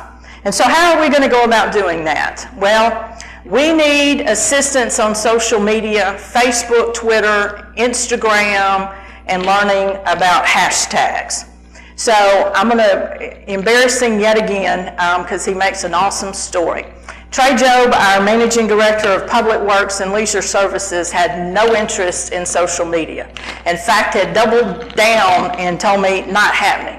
He has gotten a Facebook page. He has a Twitter account and is now retweeting, and he's using all the right hashtags. So if Trey can get on Facebook and Twitter, there's no excuse for any of you not in the 21st century, because today we absolutely need you. So let's start with what is a hashtag, because if you're over 30, you probably don't know. If you are looking for a specific theme or content, a hashtag allows you to sort by that pretty quick. So why is it important to use hashtag MyBastrop and hashtag Small Business Revolution? Not only is the Small Business Revolution interviewing communities for stories and content and feel to understand whether or not it's a good fit, they're also looking for communities that can spread the word from a social media standpoint, because they are not on national television. They require viewership and interest in order to sell their program. So they have told us that they'll be checking. We know this for a fact because there's a group of us that have been pretty active, and they're now responding to our posts. So we know for a fact that they're out there. So I've had a number of people, when I'm in groups preaching about this, ask me, where do you find the hashtag on your iPhone? So if you'll pull up your keyboard and you'll look in the right-hand corner where the number is, if you'll push that button, left-hand corner, thank you, Mayor, if you'll push that button, you'll see this come up. Hit that, and then there's your hashtag. I can't help you if you're not on iPhone because I don't have one, but it's a 3-step process to find hashtag if you're on an iPhone. So, what do we need to do to earn a spot in the top 5? So our community call to action number 1 is this. We need you to post multiple times a day on your social media using hashtag MyBastrop and hashtag Small Business Revolution. And in that, we need you to like or love all of your friends or followers who also post using MyBastrop and My Small Business Revolution. So on Downtown Bastrop's Facebook page, they talked about breaking news, the Bastrop Chamber President and Downtown Director handcuffed in support of hashtag Small Business Revolution and hashtag My Bastrop Movement. So it's not complicated to figure out what to say, but if you're at a loss for words, just post hashtag Small Business Revolution, hashtag My Bastrop. So let's practice. So I want everybody to get out their iPad, their iPhone.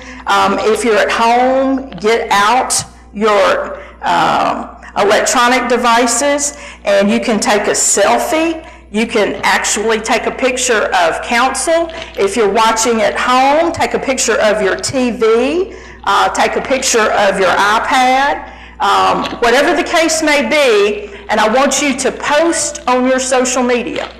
And if you don't know what to say, a suggested post would be, having the ability to participate in my local government is just another reason I love hashtag MyBastrop. And I need you to post that on your social media.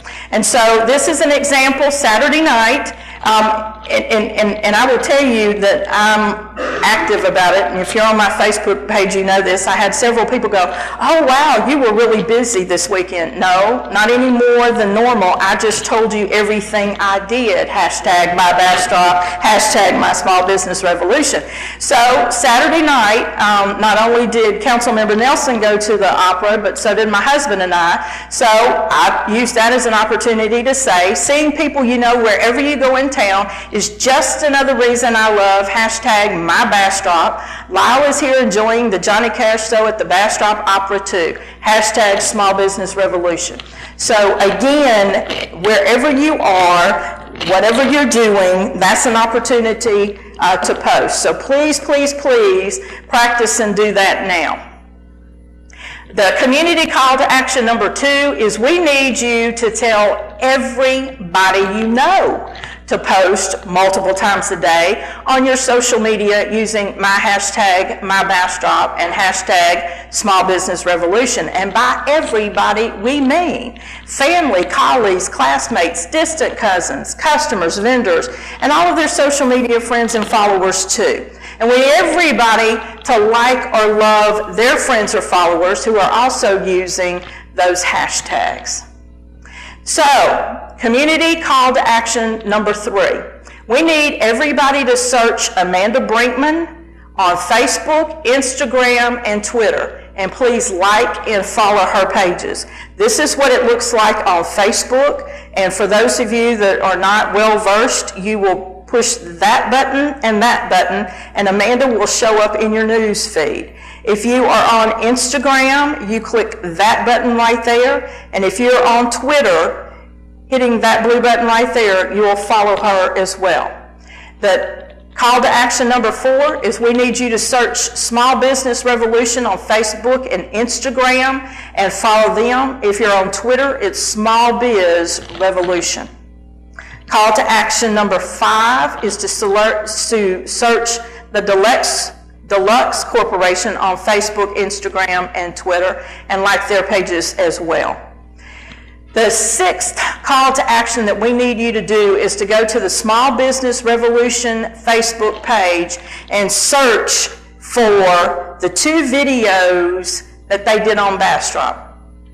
Every community they go in, the day they're there, they post a video. And on that day, the mayor and I were interviewed by Amanda.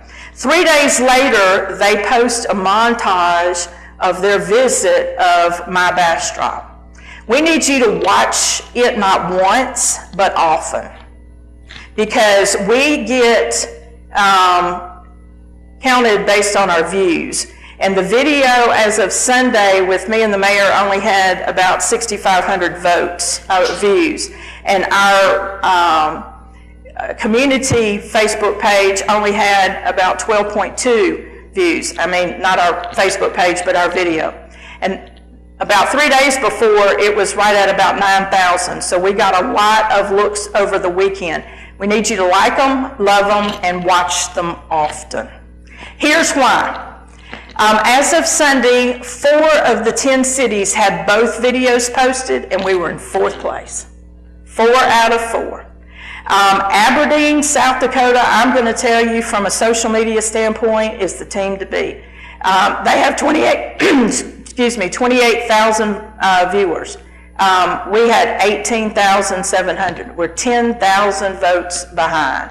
So if social media really is something that is a high point factor because we don't really know how they grade, we're standing a risk of not making it to the top 5. So I can't impress upon you enough to watch our videos. The great thing is that the My Bastrop billboard promotion that Sarah and Becky did over the weekend with the help of Shane Sorensen and BPNL and the police department is close to 21,000 views. So we know that we're getting airplay. The community call to action number 7 is that they've also mentioned that they love community support amongst the top 10 members. We know that's also true because they're commenting on our post. So we would ask that you either follow those 10 cities individually or go back to the Small Business Revolution and like and comment on those posts. And typically what I say is My Bastrop is sending warm wishes to hashtag my city. We all kind of have our own spiel, but we would really encourage you to do that. So what happens when the top 5 cities are announced? And the mayor has indicated that we think that will happen around the 13th of February, although we've not been given a specific date. Online voting will start immediately and it will last 7 days. If we're going to get 2 million votes, we need the entire state of Texas to vote daily for all 7 days and everybody you know across the country. And again, I want to remind you, season 2 won with 1 million votes. We have installed a service. If you will text 48421 and enter My Bastrop, you'll receive daily reminders to vote. We're planning a watch party, and if you'll watch our social media for details, we certainly want everybody to be there. So there's a process to start preparing for the voting process. We're asking everybody to collect their contact information and create distribution lists. So I have a stack of cards that we're putting in my computer so we can get some mailing lists. We need to contact everybody we know prior to the top 5 and explain why the hashtag MyBastrop matters and get them to vote and tell them that we'll be contacting them and reminding them to vote. The mayor, myself, and a number of folks on staff have literally blocked a couple of hours every day that week to work our social media. This is not an extracurricular activity. We're playing to win. It makes all the difference in the world for our community and our future if we were to get this. So, a lot of wonderful people have come out of Texas. Matthew McConaughey, George Strait, Jamie Foxx. If you know or know somebody that knows these folks or somebody that has national or state appeal, please let us know. We have folks in the community working the governor's office, all of our elected officials. We know a band member of George Strait. Dallas Wayne, who lives in town and is the voice of Willie's Roadhouse on Sirius XM Radio, is participating in the Outlaw Cruise this week. The mayor and I met with Dallas last week, and he's getting all 45 of the acts to film something in support of My Bastrop so we can get their followers. So if you can help us with that, please contact Sarah O'Brien at that telephone number or at thecityofbastrop.org. This is an awesome opportunity. It will take a lot of work. I personally feel like it's a God moment in the sense that we have this threat that's hanging out there for us, and we need something bold to overcome that, and this certainly falls into that category. So, Mayor, that concludes my presentation, and I'm happy to entertain any questions that Council may have at this point. I would like everyone to know that not only has Trey Jobe figured it out, Councilmember Nelson has posted it as likes on his Facebook Good job. page. Council, any questions for the City Manager, Mayor Pro Tem Schiff? Have we approached the school district to get all the kids involved? Okay. Yes, and in fact, at one of the meetings I was at, I encouraged folks who had problems with hashtags and Facebook to please contact their children and grandchildren, that they would assist them with that endeavor. But we've got the boilerplate. I know the city manager and myself and council, all of you, if you're in a room wherever 3 or more are gathered, we need you talking about the hashtag. I think you've seen, if you go out in the parking lot, you'll see several of our cars have the magnetic hashtag MyBastrop on them. The tagging of the billboard is awesome. If you haven't watched that video, please watch it, please love it, please comment, please hashtag MyBastrop. If you are a member, John, of a professional association, TML, if you're an engineer, accountant, any of that, if you can work your list, those make a difference.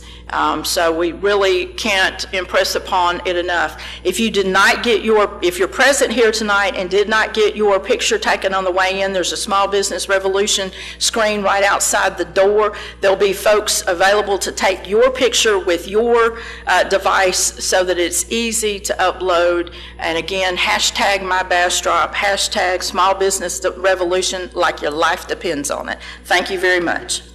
It's really important to note, I don't know any other way a community can get $500,000 with no strings attached that doesn't have taxes, doesn't come out of anybody's pocketbook, and could literally not only change Bastrop, but, and of course I'm looking at Judge Poppy, it could have an impact on Smithville and Elgin. It improves the entire community. It could change the things for the whole county. So thank you, City Manager, for your presentation. Council, one last, everybody clear? Any questions? Yes. Have we approached our state elected officials? Yes, sir. Because Texas lives in us and we live in Texas. Yes, sir, we have, and we will be comparing notes. Sarah, that email you sent me, why don't you send to Councilmember Nelson?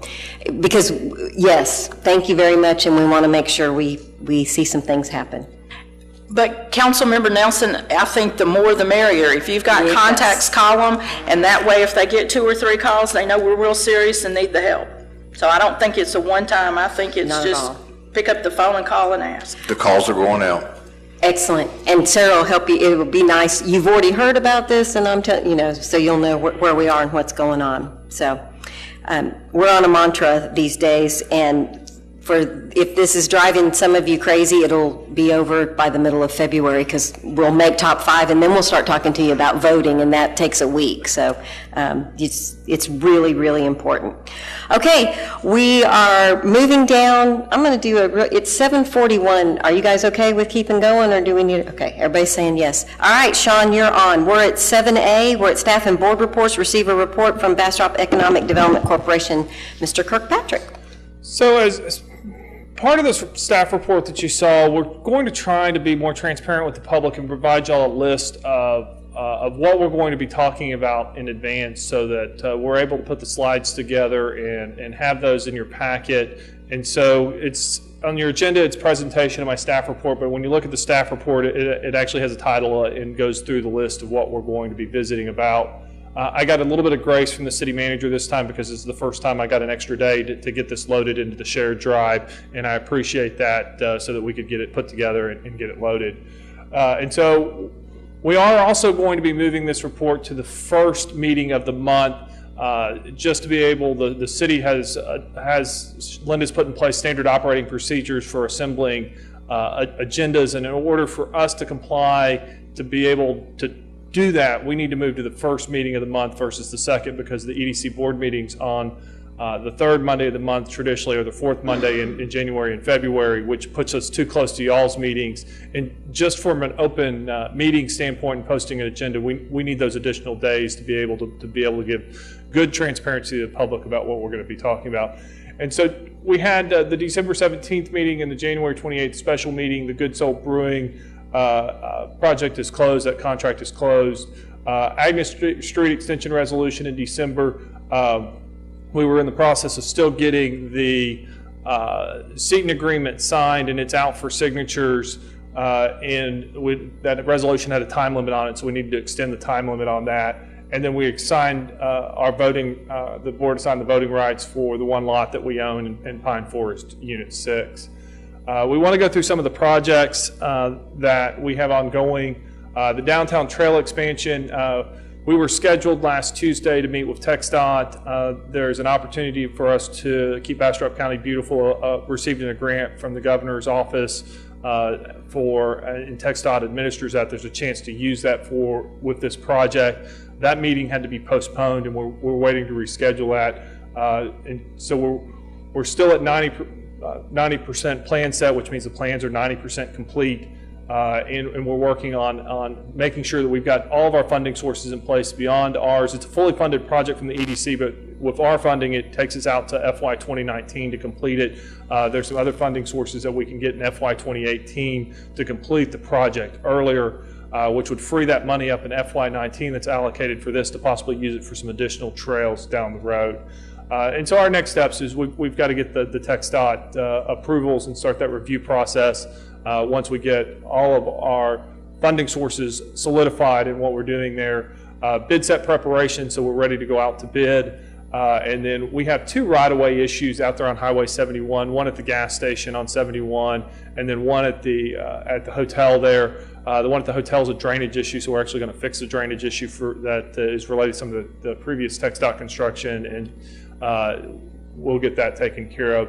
once we start the plan review process at TxDOT is when we're going to reach out to those folks and visit with them about those right-of-way issues. Seton Family Hospital, site plans are in the engineer's office being reviewed, waiting construction drawings to be submitted to the city, is the report I got from Wes before I walked up here. We are working our way toward what is a 60% set of plans completion. This project, we need to deliver it by the end of this year, and so we're on a pretty fast timeline here to get all these agreements in place and get plans drawn and get it out to bid. We think, visiting with Bowman Consulting, who's our engineer on the project, we're going to need 3.5 to 4 months to construct the project. Based on the complexity of it, it's not very complicated. It's one street section with no water or wastewater in there, so it's really just street, curb, and landscaping and a trail. So it should be a fairly simple project to construct and not take as long as a traditional road project that has water and wastewater involved in it. The MLK technology project, of our CIP projects that we're currently working on, this one is the third in the list in priority at the moment. We do need to keep it moving, but with some time limitations on the others, and this project the engineering is released, there's surveying ongoing, and our next step is to get to that 60% plan review. Our engineer, as I said, was supposed to be here last week, and I could have gotten an update from him. They're coming next week, so the plans may be already at 60%, but I don't have confirmation of that yet. They'll let me know next week where we're at on that. Bastrop County, the judge is here. We've entered into a contract with Bastrop County to sell Site A1 to them. Next step on that is we've got to get the MLK technology project complete, that drainage and street project, to make sure we know where that detention pond that's going to go here, that's going to serve a lot of this area out in here. You'll probably seen the map, this map here. This is the detention pond. It's going to be located there, and it serves all of this area to make sure that we're catching that water, we're slowing it down and getting it into Gills Branch to prevent downstream flooding. Granite and Stone, I know y'all haven't heard me probably talk about this in a while. They're actually at the bank. I've been working on their business plan and their pro formas and going back and forth with the bank, but their actually loan application is at the bank. It's working its way through the bank process now, and we got an update from them last week. They were in town. I think that they are getting a favorable response from the bank, and hopefully we'll be able to get that final thumbs up from the bank, and we'll start moving forward with all the things that we need to do for them to make that project come to life in the park and get them going. They did change the type of financing they're using. They're still using, it looks like an SBA product, but they're using a 7A product versus a 504 product. So Bastrop Business and Industrial Park, just to give you all a brief update, the board is going to be holding a special meeting, the direction I got last night from them, to really look at the park. We've done a lot of work in the last 12, 18 months, hydrology work, engineering work, even going back to 15. We've done some land planning out there for the eastern portion of the park. We're really going to have a workshop, and it's probably going to be months and months after that workshop of discussions with the board and with the engineers to get everybody up to speed of what's there and what the available options are and how do we best utilize it and move forward with future development, and clarify to us, what types of projects do we need to be recruiting in the undeveloped areas if we're going to be doing that at all. And so that's coming up. We haven't set that meeting yet, but it'll be within the next 30, 45 days would be my best guess. And so currently we have 5 acres available at the end of technology when that street is extended. We have the 6.7 acre site here. We are getting ready to, if you'll go out to the park here in the next couple of weeks, you'll actually be able to go out there. We're actually installing big for sale signs out there with our phone number on them. If you haven't been to my office, they're sitting there. Our contractor is getting set up to be able to do that here in the next couple of weeks. And then we've got 2.8 acres here by AEI, and then 5.5 acres. Those are our shovel-ready sites in the park. And so it's really moving down here into the southern part of the park, and let's figure out what we want to do moving forward. As you know, that type of planning, even when we tell people about developers that walk in our office today, even if they said go today, they wouldn't deliver product for 12, 18, 24 months. And so that's just the process it takes to go through figuring out your land plan, and then financing and engineering, and then actual construction of it. And so we need to be having those conversations now so that we can deliver product sometime down the road. So this is probably the main event, and I know Ms. Humble indicated that I am going to be coming back probably on a more frequent basis and visiting with y'all and the community. I gave this presentation to the EDC board last night about sales tax in Bastrop. The city of Bastrop, the finance department, and the EDC partnered together last year to acquire a software subscription for an aggregator of sales tax data, which as I've gotten into the program and learning how to manipulate it and pull data out of it, we're finding some interesting things that are helping us in our planning as well as understanding where the dollars are coming from. And so we have broken the community up into basically various districts, and you think of them as shopping districts basically: Burleson Crossing, Hunters Crossing, Highway 71, the Walmart Power Center. With the Seton development, Bastrop Grove, as that moves forward, we'll build another district around that shopping district. The business park, Highway 71, 95, this is actually the Main Street program area. And not included in this report, we also pull data and look at it on the downtown Bastrop data as well, independently of this report. I was asked the question last night from the board. Drew asked this, is can I do this type of report and do comparative data going back into previous years? 4 or 5 months ago, I would have said no, because I'd looked at it. I think as we've gotten into the software subscription, they continue to aggregate more data as they've gotten it from the comptroller's office. I actually can go back and pull year-to-date data and actually monthly data back several years based on the districts. And they make software enhancements all the time, but I remember looking 4 or 5 months ago, and the answer last night, I didn't want to give it. It would have been no, but I did look today, and I actually can go back. And so you'll see me go back on this data, and we'll go look at 16, 17 data, or 16, 15, 14 data, go back several years so that we can do that comparative analysis since it is available. So this is the FY17 sales tax. So this is from October of 16 all the way through September of 2017, which is FY 2017. And so what we see is Burleson Crossing, and this is all off of the EDC city combined sales tax of about $6.6 million. So Burleson Crossing, of that, generates about $1.2 million. The Walmart Power Center, a little over $1 million. Highway 71, this red zone here is about $900,000.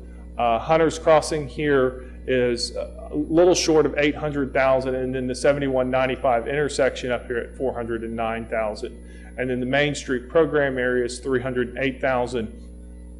And then we added the business park on there because we actually have, with LED Electric Supply moving into the park, we really wanted to look and pull that on a regular basis and be able to look and see what they're doing and what some of the other, there's a few other, AEI has some sales tax that they collect, Keeping the Heart has some sales tax, and so we wanted to be able to pull that as well, and that's why it's on this. And if anybody ever says, hey, I want to look at this area, let me know, and I can go in there and draw new geographies, and it takes a little bit after I do the first one. I can get the recent stuff, but it'll actually go, I can go back and do the historical now. So so our top 5 sales tax districts produce 67% of our sales tax. So Burleson Crossing, Walmart Power Center, Highway 71, Hunters Crossing, and the Highway 7195 intersection. That's a lot of our sales tax coming from some very condensed, consolidated areas. And you know, a hiccup in one of those could cause us some real sales tax pain. And that's one of the reasons that we're tracking this and looking at this more and reporting it more to the public so that everybody understands where the dollars come from in that 4.4 million at the city and then 2.2 million at the EDC. It is extremely important. As Linda points out, it's 41% of y'all's budget, general fund budget. And so just to give you a complete breakdown of the FY17, in the corporate limits, there was about $8.7 million collected. 4.3 of that went to the city of Bastrop. The EDC and the county each received about 2.1 million. And so that is the full 2% of local sales and use tax that's authorized under state law. The state of Texas collects 6.25%, and then local sales and use tax is 2%. And that is extent of my report, the other thing that it does say is I will give you a brief update from what happened last night. We're not going to get into any of the details because I don't want to create an open meetings problem. But the board did appoint a committee of Cam, the board chair, Catherine Nash and Ron Spencer, and they're really going to be diving deep in policies and procedures and working with staff and legal counsel to really better organize the EDC and the roles and responsibility of all three of those bodies, being the policy of the board and the day-to-day operations of myself and the roles of legal counsel.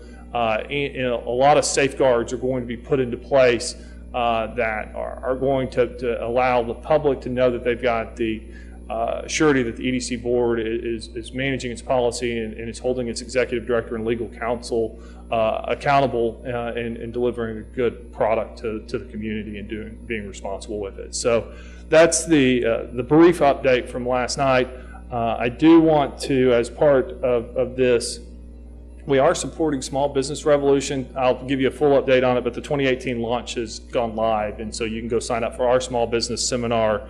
That's February 27th, and we'll give you a full update next month because small business is so important to what we're doing and so important to this community. And we've moved that up a quarter, but we'll give you a full briefing of that at the next meeting. Thank you, Mr. Kirkpatrick. Council, do you have any questions for Councilmember Jones? So I wanted you to talk to me a little bit more about these, two things to say about you're doing seminars, small business seminars, like they're like management or accounting, and talk to me a little bit about that. So I'll give a full report next month. I'll bring the complete agenda of it. We did this last year for Small Business Week in partnership with Woodforest Bank. We've moved it up in order to fit some other programs in. We're going to do quarterly small business this year, one every quarter. But last year it'll be on finance, it'll be on marketing. Alicia Cook's coming in as the keynote speaker to talk about 8 secrets of a secret shopper. City staff is going to do a session on local requirements. We've got a CPA and a lawyer coming in to do legal requirements of small business. It starts at 9:30 in the morning, 10 o'clock first session, and then it goes till 3:30 in the afternoon. On February 27th. On February so that's what 27th. He's saying. We'll have a council meeting before that. Yeah, So. and I'll give a full update on it.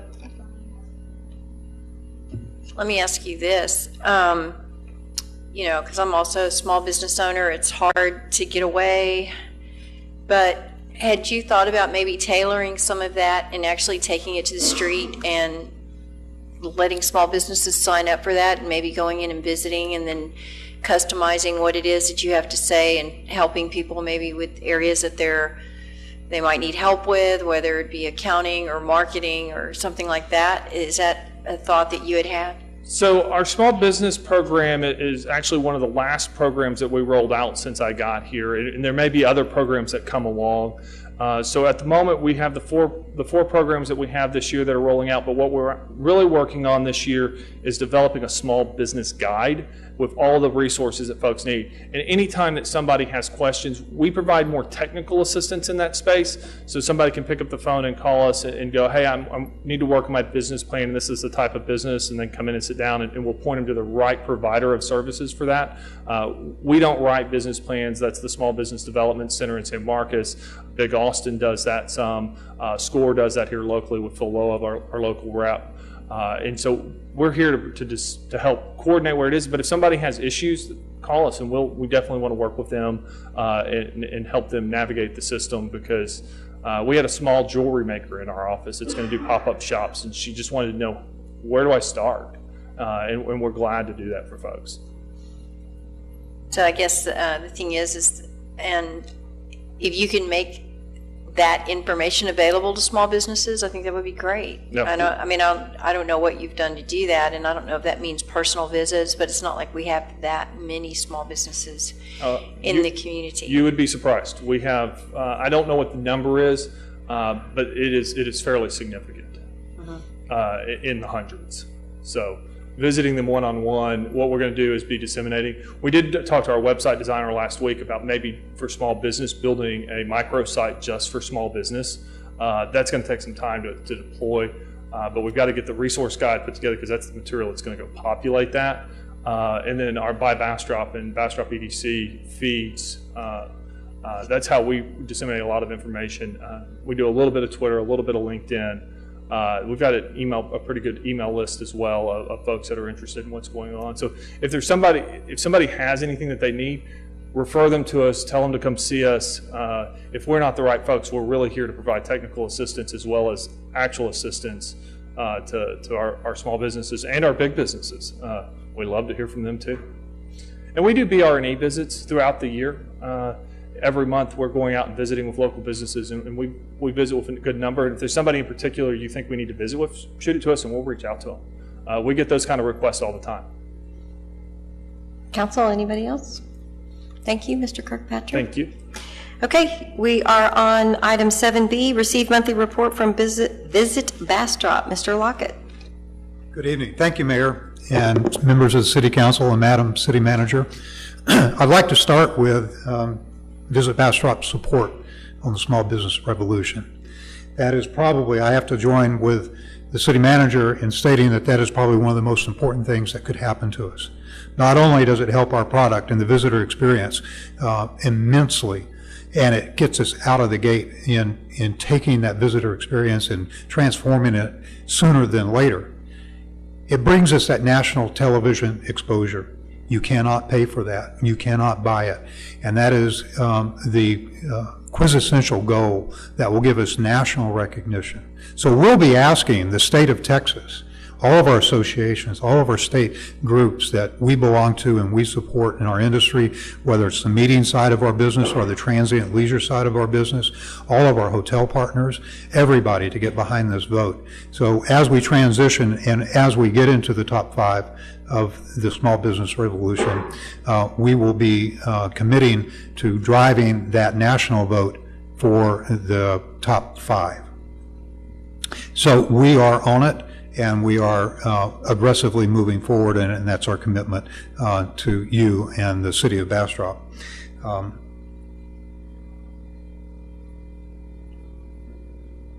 Well, Sean, did you break it?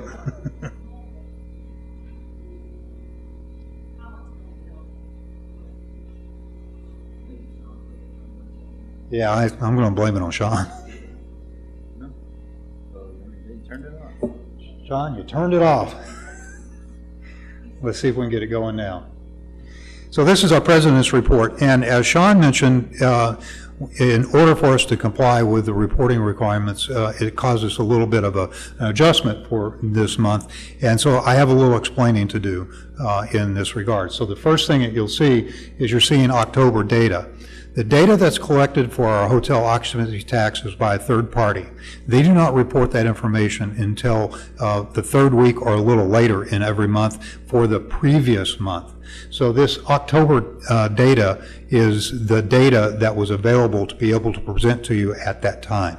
So we will be basically 2 months in arrear on hotel occupancy data to provide to the City Council. Which is how Tracy presents sales tax data to you. We have that same problem with that revenue source. So that's right. Yeah. However, we are privy to the data that's come in since then, and there's some good news with that. So we'll start with this. This is the November report, and so all the other data that we'll be presenting is the data about what the organization did during the month of November, which also has a lot of data and metrics in it as well. Really good news for Bastrop. We had a increase. That slide did not get changed out. That is incorrect data, and I apologize. I will work off what the correct data is because it's really good news. We had the month of October at 70% occupancy, which was a significant increase for us. It was a 4.7% increase in the month of October. We also had an increase of the average daily rate, and that both equates to the amount of revenue that a hotel produces for our city. So the numbers for October were very good. We had been trending for the year slightly negative, just below break even for the year. What you'll see starting with October and going through November and December is that we broke that barrier, and we're going to end up in a very positive mode for hotel occupancy. So I apologize for that, but that is not the correct information. We had sent updated information on that, and somehow it just did not get put in. So we will go quickly through the next.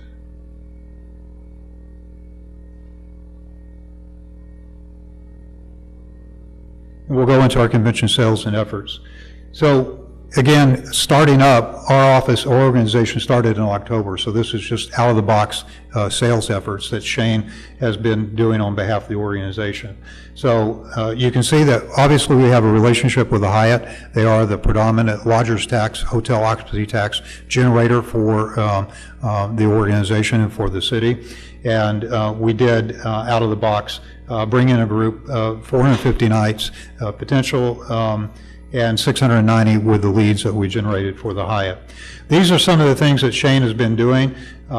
In November, Connect Texas, in partnership with the Texas Society of Association Executives, and the local industry events. We did Main Street Open House. We also met with the Lost Pines Leathernecks to help them with their event and their group that they're bringing in, their battalion reunion. We also met out with the Circuit of Americas to talk with them about partnership opportunities, and we have some really great ideas about leveraging that proximity of that great destination for Bastrop. And Pedal Through the Pines, which is coming, and we've established the relationships to be able to move and represent room nights for the destination with that. Upcoming events coming up that we've already had and are upcoming. PCMA major event in Nashville, New Orleans that we had representation through Shane being there and attending. Southwest Showcase starts tomorrow. That's in Austin. That gives us an opportunity to have one-on-one interviews and meetings with meeting planners that come primarily out of this region. We're very excited that we'll have a booth that will be shared with the LCRA staff. So we're partnering to bringing the assets that LCRA has along with what we have representing the convention center in our community, as well as alternative meeting sites such as LCRA meeting sites and the state park meeting sites, and of course the Hyatt Lost Pines. And then we have coming up at the end of the month a religious conference managers association. The religious market is a good market for us, and we expect to get great results out of that. On our marketing side of it, which is to market our region as a tourism destination by establishing and elevating our brand, and we use advertising, media, public relations, website promotion, social media, and in general, getting our unique story exposed to the visitors. So how did we do that? So first of all, we helped generate 57 articles, which had an 18 million impression. Let me explain that for just a moment. That's a huge number. What those 57 articles, based on the various different publications, the magazines, the outreach, etc., had the potential of reaching 18 million because those were their circulation base. Doesn't mean we got the total eyeballs there, but that was what the potential was. And of course, without that potential, you can't move that number.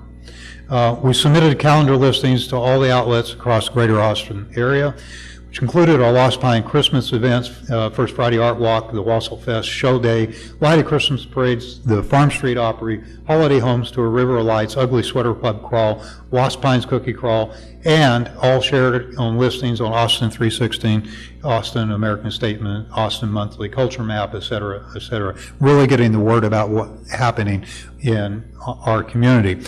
Of course, our website is our primary driver of fulfilling the information about what there is to see and do in Bastrop. And we put a lot of energy and a lot of effort into the back end of this website and maximizing the opportunity of the website. I'll spend just a moment on this. You can see through our trend analysis that when we have an event that since we started out with a mindset right out of the box to start elevating our events that are happening here. The first event that we tried to elevate, as you know, was the Veterans Day Car Show. Well, this is the metrics behind that. This is how our website performed. And if you notice, our peak in website interest and generation by customers coming on the website was Veterans Day during the car show. You can also see another lower peak, which was associated with our Christmas, starting the promotion and marketing towards the Christmas. We flatten out on the usage of the website when we're not using our marketing and our social media, and we'll talk a little bit more about some plans to not have that flatten out. But you can see the effort of the website reaction through this graphic. Here's some interesting data that we're able to gain off the website. First of all, our ages are skewing a little bit young, 25 to 44. It's very interesting.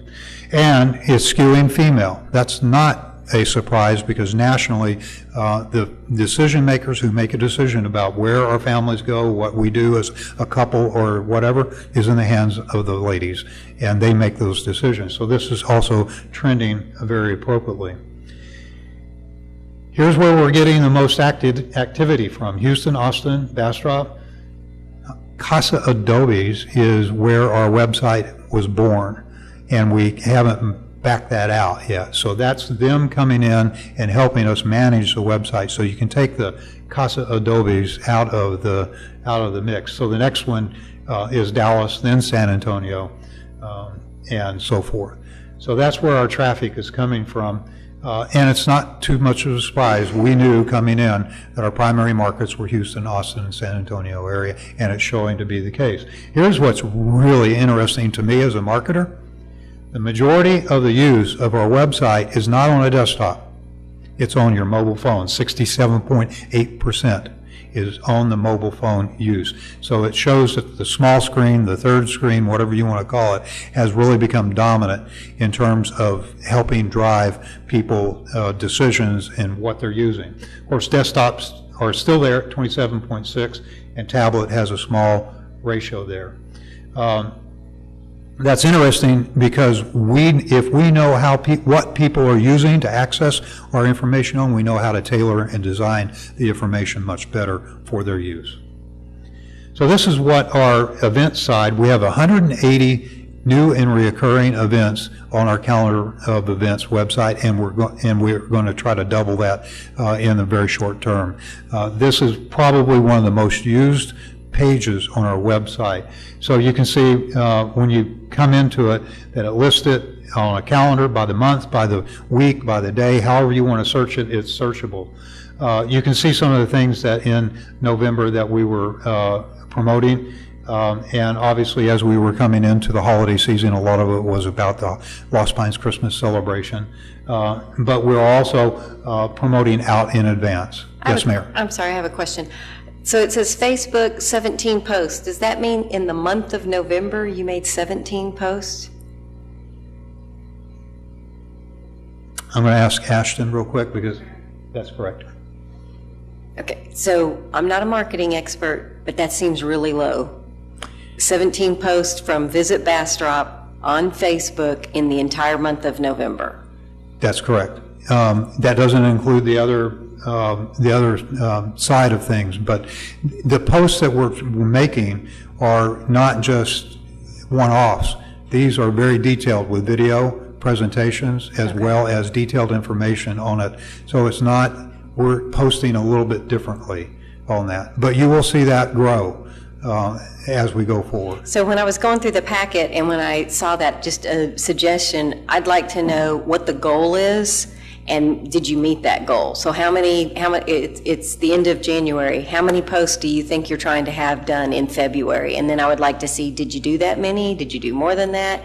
But because I don't know about the rest of council, but I don't have a feel for that number. I'm doing the 17, 30 days, half September, April, June, and that's one every 2 days right before Christmas. So, and I, like I said, I don't have a marketing background, but that just strikes me as really low. So I need to better understand that, or I want to see the number go up. So we just acquired, well, it will go up. Okay. There's no question. And there are goals that we have. One of the goals was to get the platforms that we could do the work with. October was our startup. November was where we were going. So. Okay, so let me be fair. How many did you do in December? Off the top of my head, I don't have that number. Okay. I bet Ashton can find it out on her laptop while you're presenting. I'd like to know that number. We'll see what we can do on that. Thank you. Going into, it's just a brief of more of the posts that we were doing, examples. So this is what, when I'm talking about the post, this is what I'm saying, that it's not just a one-off, takes 5 seconds or 10 seconds to do. These are very organized and detailed with video and other support on it. So this was a video that was shot picking on the porch, Bastrop, Texas. Another video that was shot to showcase what the capabilities, along with still photographs, to showcase the capabilities of our new studio, New Republic Studios, about what that opportunity brings to our region and make the awareness. Another live video from a night pour out at the foundry that was done that got some good reaction. This one had 43,000 people reached on the next post, which was our visit live broadcast. So we do live broadcasting as well in our posts. Veterans Day Car Show, the Christmas celebration, Wassel Fest, First Friday Artwork, Art Walk, and then Shane did a live post and feed from the Texas Boot Company about the opportunities that you can experience at that great destination, and so forth. And of course, Instagram, we did Picking on the Porch and a few others as we are trying to elevate the exposure of the destination. So I'm going through this very quickly, but it gives you an idea of the type of that. So some of the things that we're working on, the Lost Pine Christmas, we did that. We'll have in our December report the results for that. Bastrop Music Festival is coming in May, and we've already started the promotion for that, and more information will be coming. But that is our first major music festival, 30 bands, 40 performances over a 4-day period. It's designed to bring people to stay in our community and stay at our hotels while they have a great music exposure, and it's not one genre. It is an eclectic mix of different types of top-of-the-line bands reflecting different genres, from jazz to country to rock and roll. So I'm sorry, I'm asking lots of questions, but on the music festival, have you and the board defined what success will be? How many tickets do you have to sell? How many wristbands do you have to sell that you'll say, this is our goal, this is what we're planning on doing? We're looking for several thousand. I wish we could be as accurate with a first-time event. You got to have a goal of some sort, and I didn't know if it was in the hundreds or thousands. No, several thousand is what we're looking for. Again, this is being produced by Texas Music Magazine, and they're responsible for the ticket sales, and they're our partner in helping promote it. We have to be careful that we keep it controlled. We want the first event to be a great visitor experience and customer experience. So it is restricted by our venues to a certain number of ticket sales. But there's so many of different venues that we have the ability to have several thousand people in for that experience. And then do you have an estimate of when those purchases are going to be made? They've already started. So the number, are these 18 and 4, was that as of October, or is that as of tonight? That was as of October. Okay. Two of which are Travis and Linda's. I knew that. Okay, I'm just trying to get a feel, and the question I'm asking, because I know some, like the young people that will go to a music festival, but they may not buy several months out. It may be more of, can I get a friend to come with me, and, but is there a point that you really need to see those sales going up? And I'm just trying to... Yes, about a week before. If I don't know what the plan is, I start filling in the blanks, and I'm not good at it, and then I've set you up with false expectations. So I just like to have a better feel for what the parameters would be. The peak will be 1 week before, but there will be tickets that will be sold day of, because our market is a little bit spontaneous. So with this event coming in, you may just decide the night before, we're going in, and we'll buy our wristband there, and there will be a day of purchase available for that. I have confidence in the board, and I'm not trying to micromanage. I'm just trying to get a feel for metrics that when we're looking at the packet, we can tell that things are on pace or that they're slightly off or whatever. That's really what I'm looking for. Not trying to micromanage at all. Just want to know what the expectations are, and are you making them? Are you having problems? Can we help you with those problems? That type of thing. First year, First year, never been done before. Our expectation is to, and goal is to run a first-class event that gets us on the market and on the news as a great place for people to come for a music festival, whether that's 500 people or 1,500 people or 2,500 people. It's somewhere in that range. Okay. But our goal is to have this be a great event. The experience itself is The experience okay. is our focus, and that's where we're putting our effort on. The results will come if we do that first experience and the word of mouth on it gets out there. Our website has been a lot of work, and we're pleased where it's coming. And then, of course, my hometown feature, Mayor, thank you very much for your participation in that. We did with CBS Austin, my hometown feature, which I think gave us some great exposure, and you did a great interview on that. But they did a special promotion, 15-second teasers, and a 2-minute highlight that was featured 8 times on CBS Austin, et cetera. And then we're starting to work with Tough Mudder to be able to own that event as a Bastrop event and not someplace that's out in a pasture, someplace outside of town. So that's the report from Visit Bastrop, and I will be glad to stand for questions. Council, any questions? I just have one question. Councilmember Jones? When you chose that date for the music festival, how did you come up with that? We had our music producer look at other music festivals and other competing events, and the events that were on the calendar for Bastrop, and that was a date that was chosen to be less competitive with other things that were going out. And I have one citizen signed up for comments on this item. And Dale, I guess you might want to just sit in the front row. We may need you to answer questions if she has any. Debbie Moore?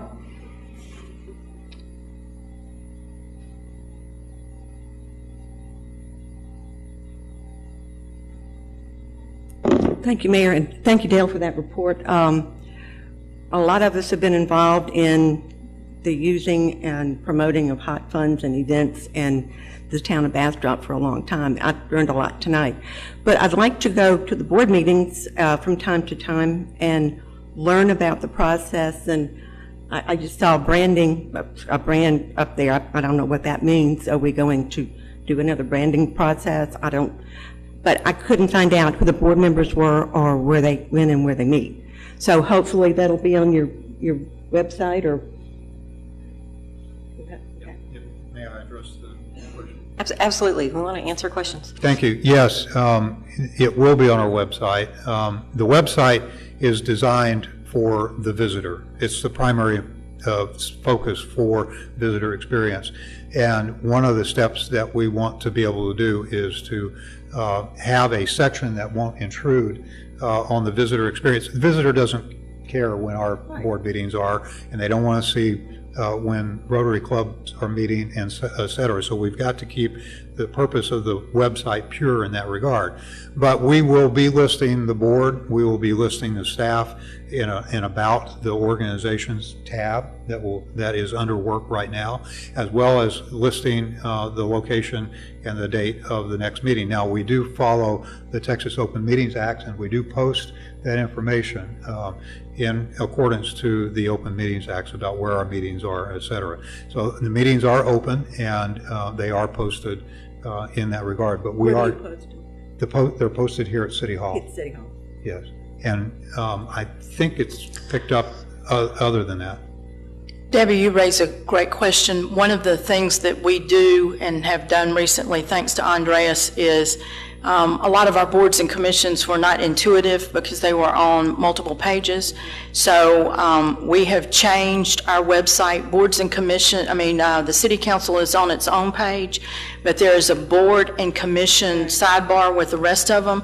And what we will do to take the scavenger hunt out of this is we will create a place on our website that links directly to their website. So those of you that come to the city to look, even though they're not our organization for open and transparent government, we'll put that link on our board and commission page to help you find it. Great, that will help. Thank you. No, thank you. Any other questions? Thank you, Ms. Moore. Thank you, Mr. Law. Oh, I'm sorry, Councilmember Peterson. I just want to make a comment. Dale, I thank you all for a good start. Good luck to you guys. Thank you. Looks like you're headed in the right direction. Thank you. I appreciate it. Anybody else? Okay, thank you very much. All right, we're on 7C, receive presentation on the unaudited comprehensive monthly financial report for the period ending December 31st, 2017. Ms. Waldron. Good evening, Mayor and Council. So we are looking at our year-to-date as of December 31st and our performance at a glance. Just want to remind you that the warnings are just where there is a negative variance between 1% and 5%. We only have one area that is still in negative, and it's our electric revenues, but we're still continuing to monitor that. On this page, just highlighting state retail sales was down slightly, and also Bastrop, the Bastrop County unemployment rate just had a slight raise from October to November, and so we are still watching it as well. The noteworthy, we wanted to go ahead and bring to your attention that we have received some good information regarding some grants that we had submitted, and so we wanted to point you to that area. There will be more to come on those, I'm sure, in the future. I wanted to point out on this page, I looked back at November compared to December. We had 4 of these funds that went from a yellow or a red to green. So we're monitoring less that are not in the positive category, which is always a good thing. The vehicle equipment and replacement fund, I know that it's in negative 72, but after the consent agenda, it should be in a positive. We've got an amendment. Relative to Bastrop Power and Light, January, when we experienced the snow and ice, ERCOT reported record electricity numbers. So I anticipate that you'll see some trending in a positive way in January.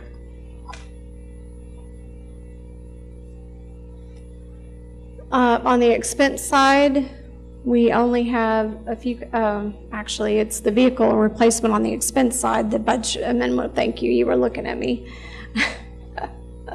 So that will be resolved by the end of the evening. General fund is positive 15%, so as far as forecasting revenues and expenditures, we are in a good position. Sales tax is still in a warning category, but I've already received the information for January and we will be in positive by then. Yay.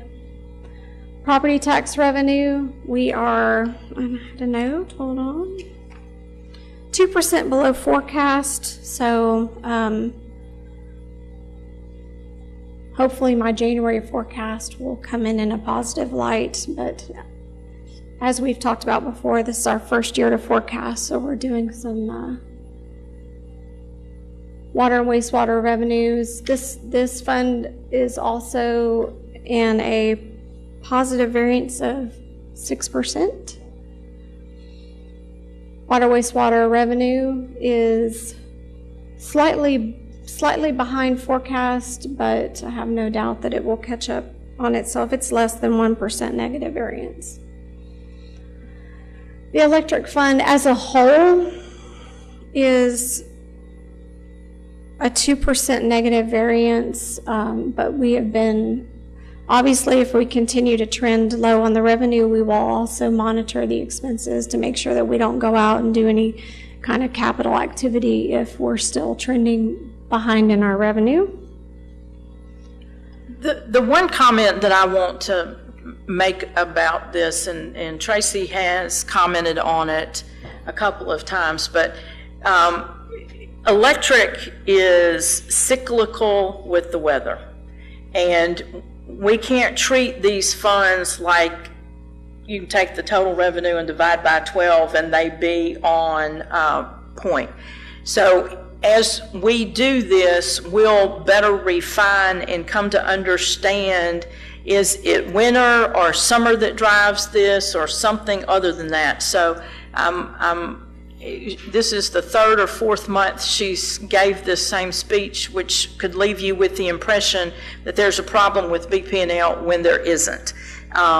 There won't be an issue there until we get out of the summer and we don't have our revenue. So we'll begin to tweak this with a little time.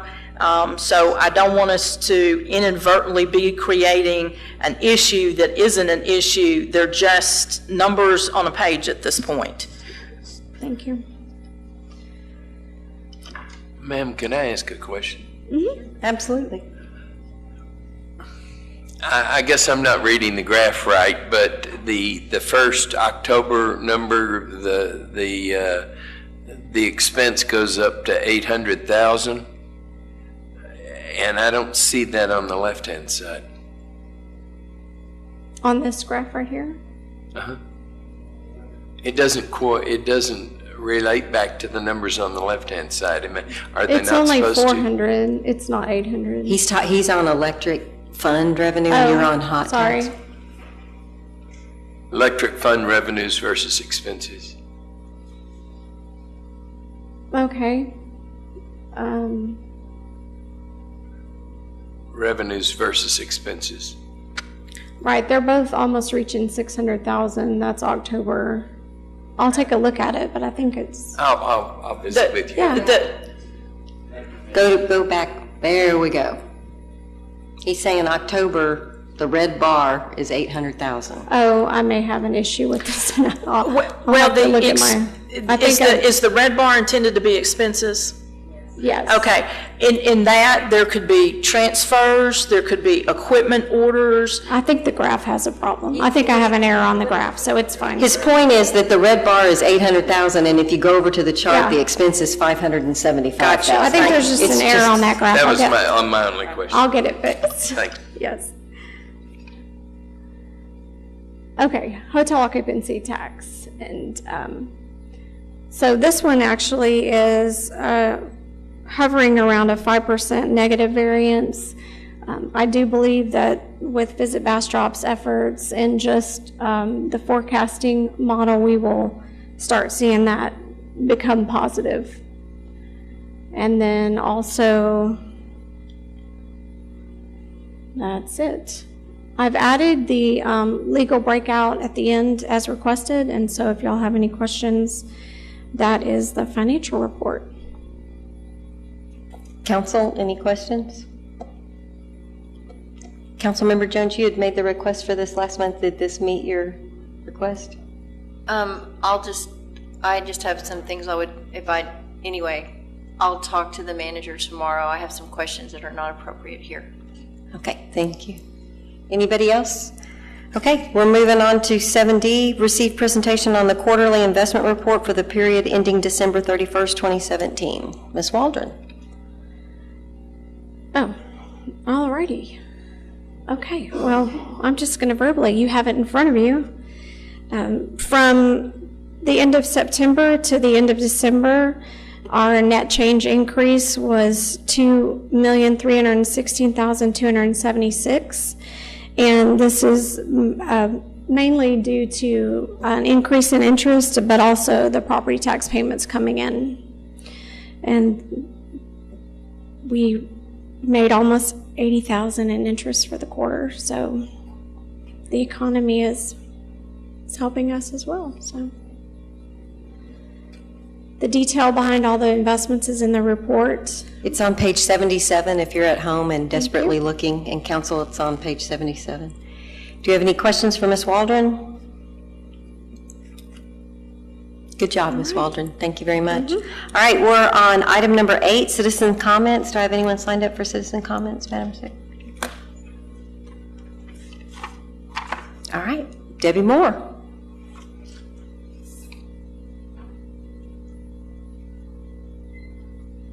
Thank you, Mayor. I just wanted to tell you that once again, we have a TV commercial coming.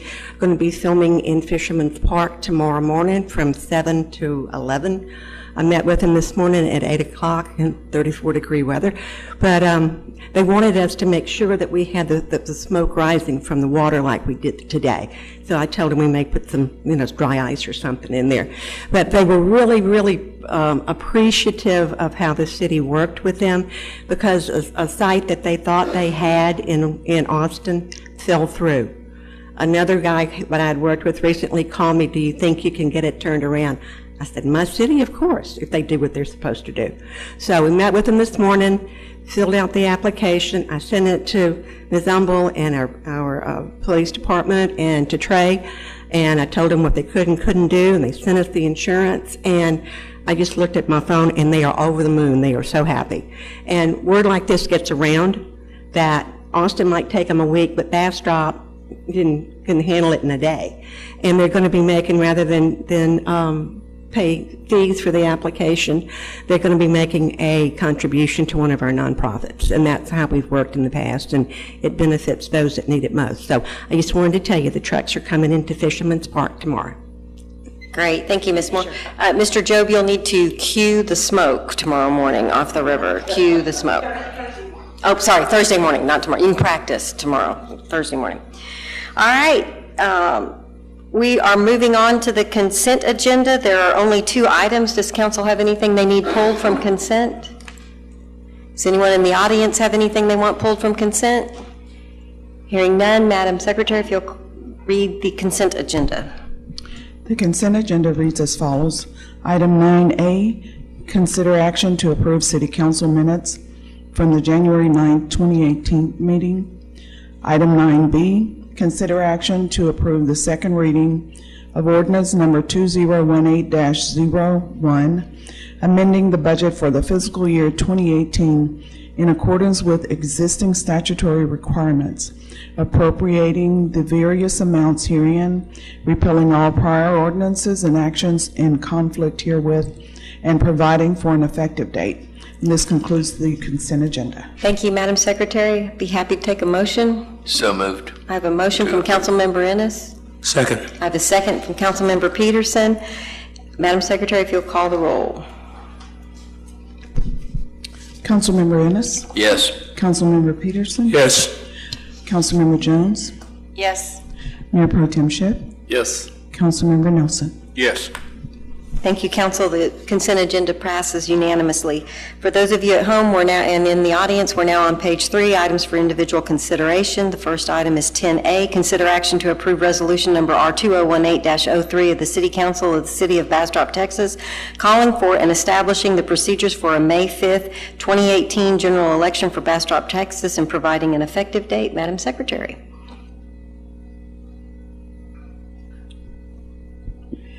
Mayor and Council, the Texas Election Code requires ordering an election by the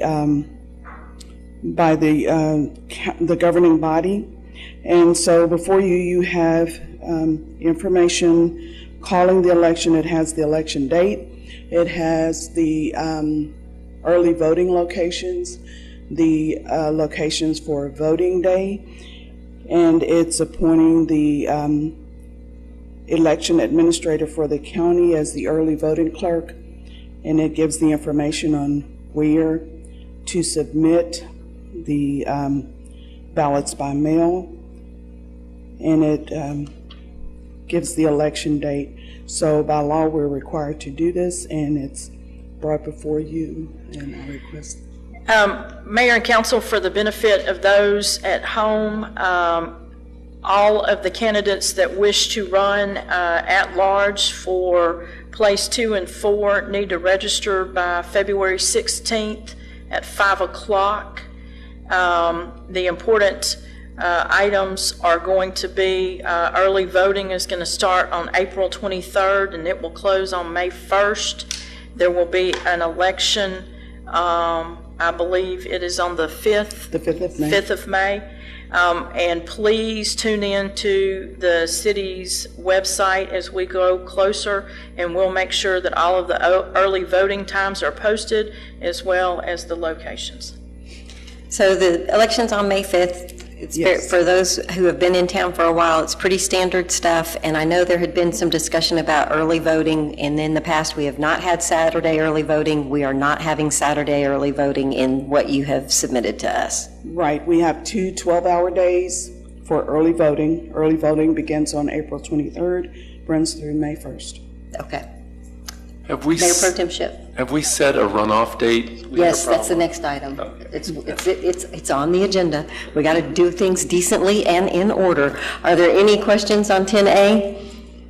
I'd be thrilled to take a motion. Move to approve resolution 2018-03. I have a motion from Councilmember Nelson. Second.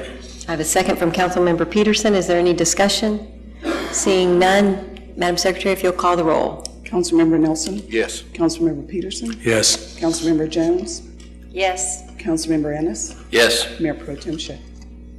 Excellent. Passes unanimously. Thank you. We are now on item 10B, consider action to approve resolution number R2018-06 of the City Council of the City of Bastrop, Texas, approving a joint agreement between the City of Bastrop and Bastrop Independent School District for the May 5th, 2018 general election for Bastrop, Texas, attached as Exhibit A, authorizing the mayor to execute all necessary documents and providing an effective date. Madam Secretary.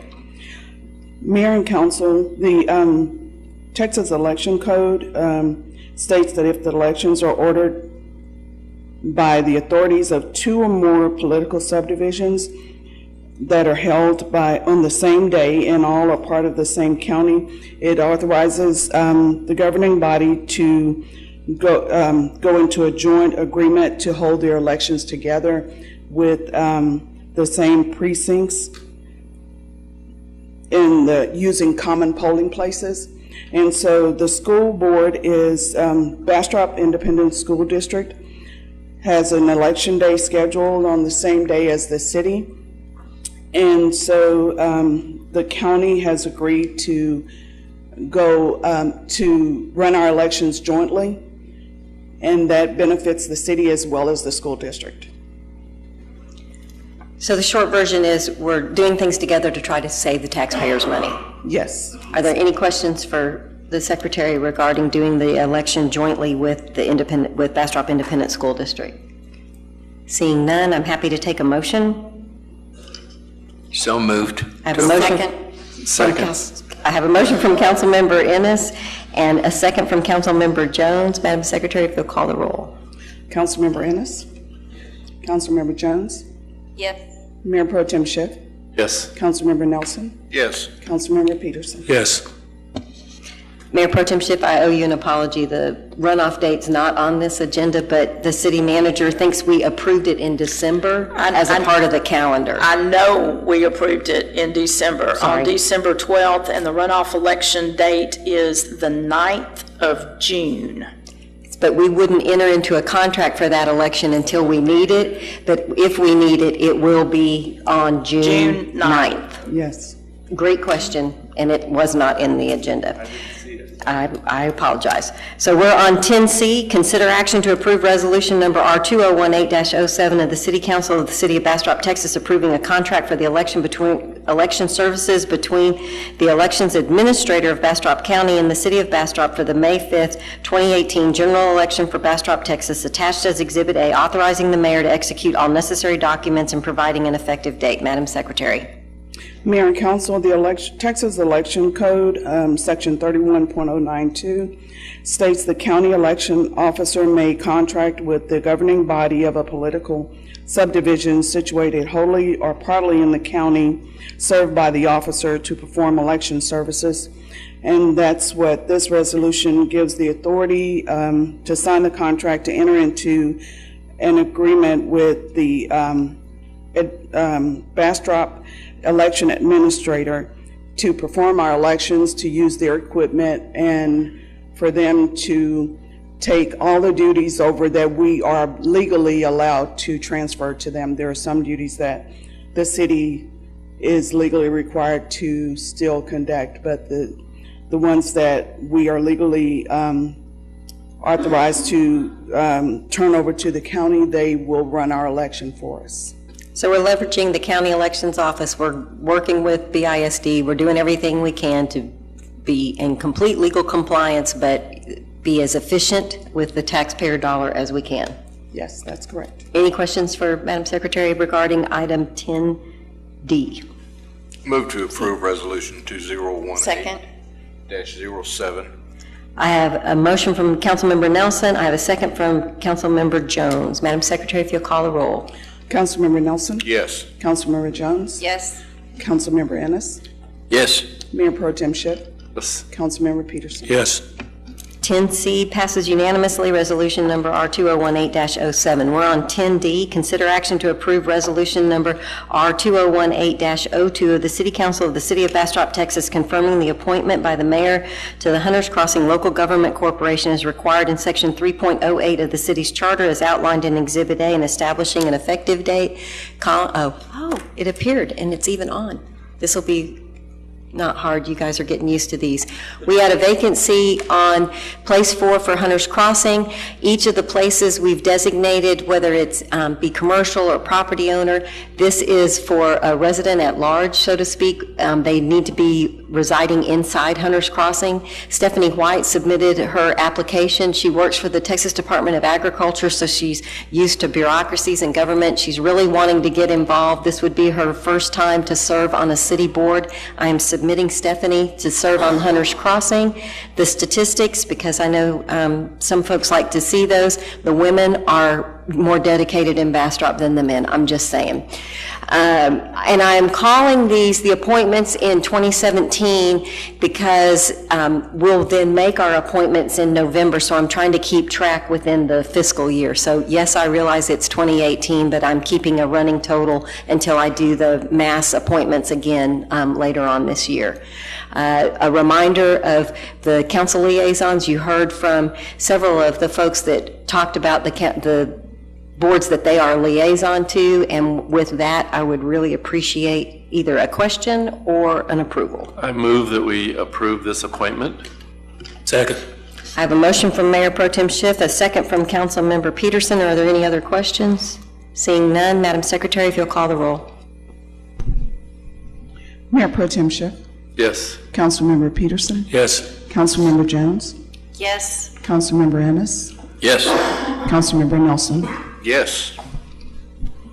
Thank you, Council. 10D passes unanimously. And we're on 10E, consider action to approve resolution number R2018-04, the City Council of the City of Bastrop, Texas, giving the Bastrop Police Department permission to apply for a grant from the 2018 State Homeland Security Grant Program and establishing an effective date. Chief Adcock. Thank you, Mayor and Council. What this is asking for permission to apply for a grant for helmets, the ballistic helmets.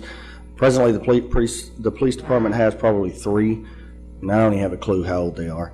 Hopefully, we'll never have to use them. All the right teams have them. It's just one more level of protection in case we ever have any situation where we have to either protect ourselves, the citizens, or assist another agency. This grant is 100%. There is no match, so it would not cost the city anything. Can I have a motion to accept some money for a good cause? I so move. So I have a motion from Mayor Pro Tem Schiff Second. and a second from Councilmember Jones. Are there any questions for Chief Adcock? Seeing none, Madam Secretary, if you'll call the roll. Mayor Pro Tem Schiff? Yes. Councilmember Jones? Yes. Councilmember Ennis? Yes. Councilmember Nelson? Yes. Councilmember Peterson? Yes. Thank you, Council. 10E passes unanimously. We're on 10F, consider action to approve resolution number R2018-05 of the City Council of the City of Bastrop, Texas, giving the Bastrop Fire Department permission to apply for a grant from the 2018 State Homeland Security Grant Program and establishing an effective date. Chief Adcock. Thank you. What this is, y'all may be asking, why does the fire department need protective gear? There's a new thing happening in public safety, and that is what they call tactical medics. We've learned a lot of things over the years, and one thing is, presently, the way things go, fire departments wait until the police department completely seals and there's no more danger. That we're starting to move away from that as a cog, and we're starting to do what they call tactical medics. Therefore, fire departments will come in with law enforcement when it's kind of a cool zone. It's still not completely safe, and they need to be protected. So we're asking to put in for a grant for 2 vests, 2 blankets, and the blankets more than anything are for the the victims. They're blankets, but they're ballistic blankets that we can put over the victims if we got to pull them out. And we're also asking 2 helmets as well. Again, zero cost to the city, 100% from the state. Mayor and council, I appreciate that the chief talks about this in terms of a dangerous city situation, but when I was in one of my former cities, we had a fireman that was shot for making entry on a welfare call. Just doing his day-to-day duties, and somebody thought he was breaking in and he was shot. So these are, in my opinion, non-negotiable critical items just to protect those that have to answer the calls every day. I move to approve. I have a motion from Mayor Pro Tem Schiff, a second from Councilmember Jones. Is there any discussion? Yes, sir. Yes, Chief. Just taking off the corner of my ear here.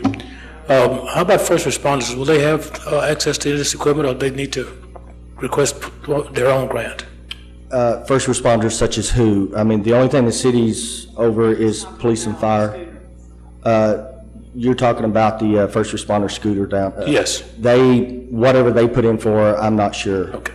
This is for the fire department and the police department. Now, I'm not going to say that if we have some kind of situation and we have spares, we're going to outfit whoever can wear it. Okay, thanks, Chief. I guess Councilmember Peterson's suggesting that if the first responders can apply for the grant, maybe share the information. I don't know if the grants are only for municipalities or not, but I think they are only Okay. for municipalities. good question, Councilmember Peterson. Any other questions? All right, I had a motion and a second. Madam Secretary, if you'll call the roll. Mayor Pro Tem Schiff, Yes. Councilmember Jones, Yes. Councilmember Ennis, Yes. Councilmember Nelson, Yes. Councilmember Peterson. Yes.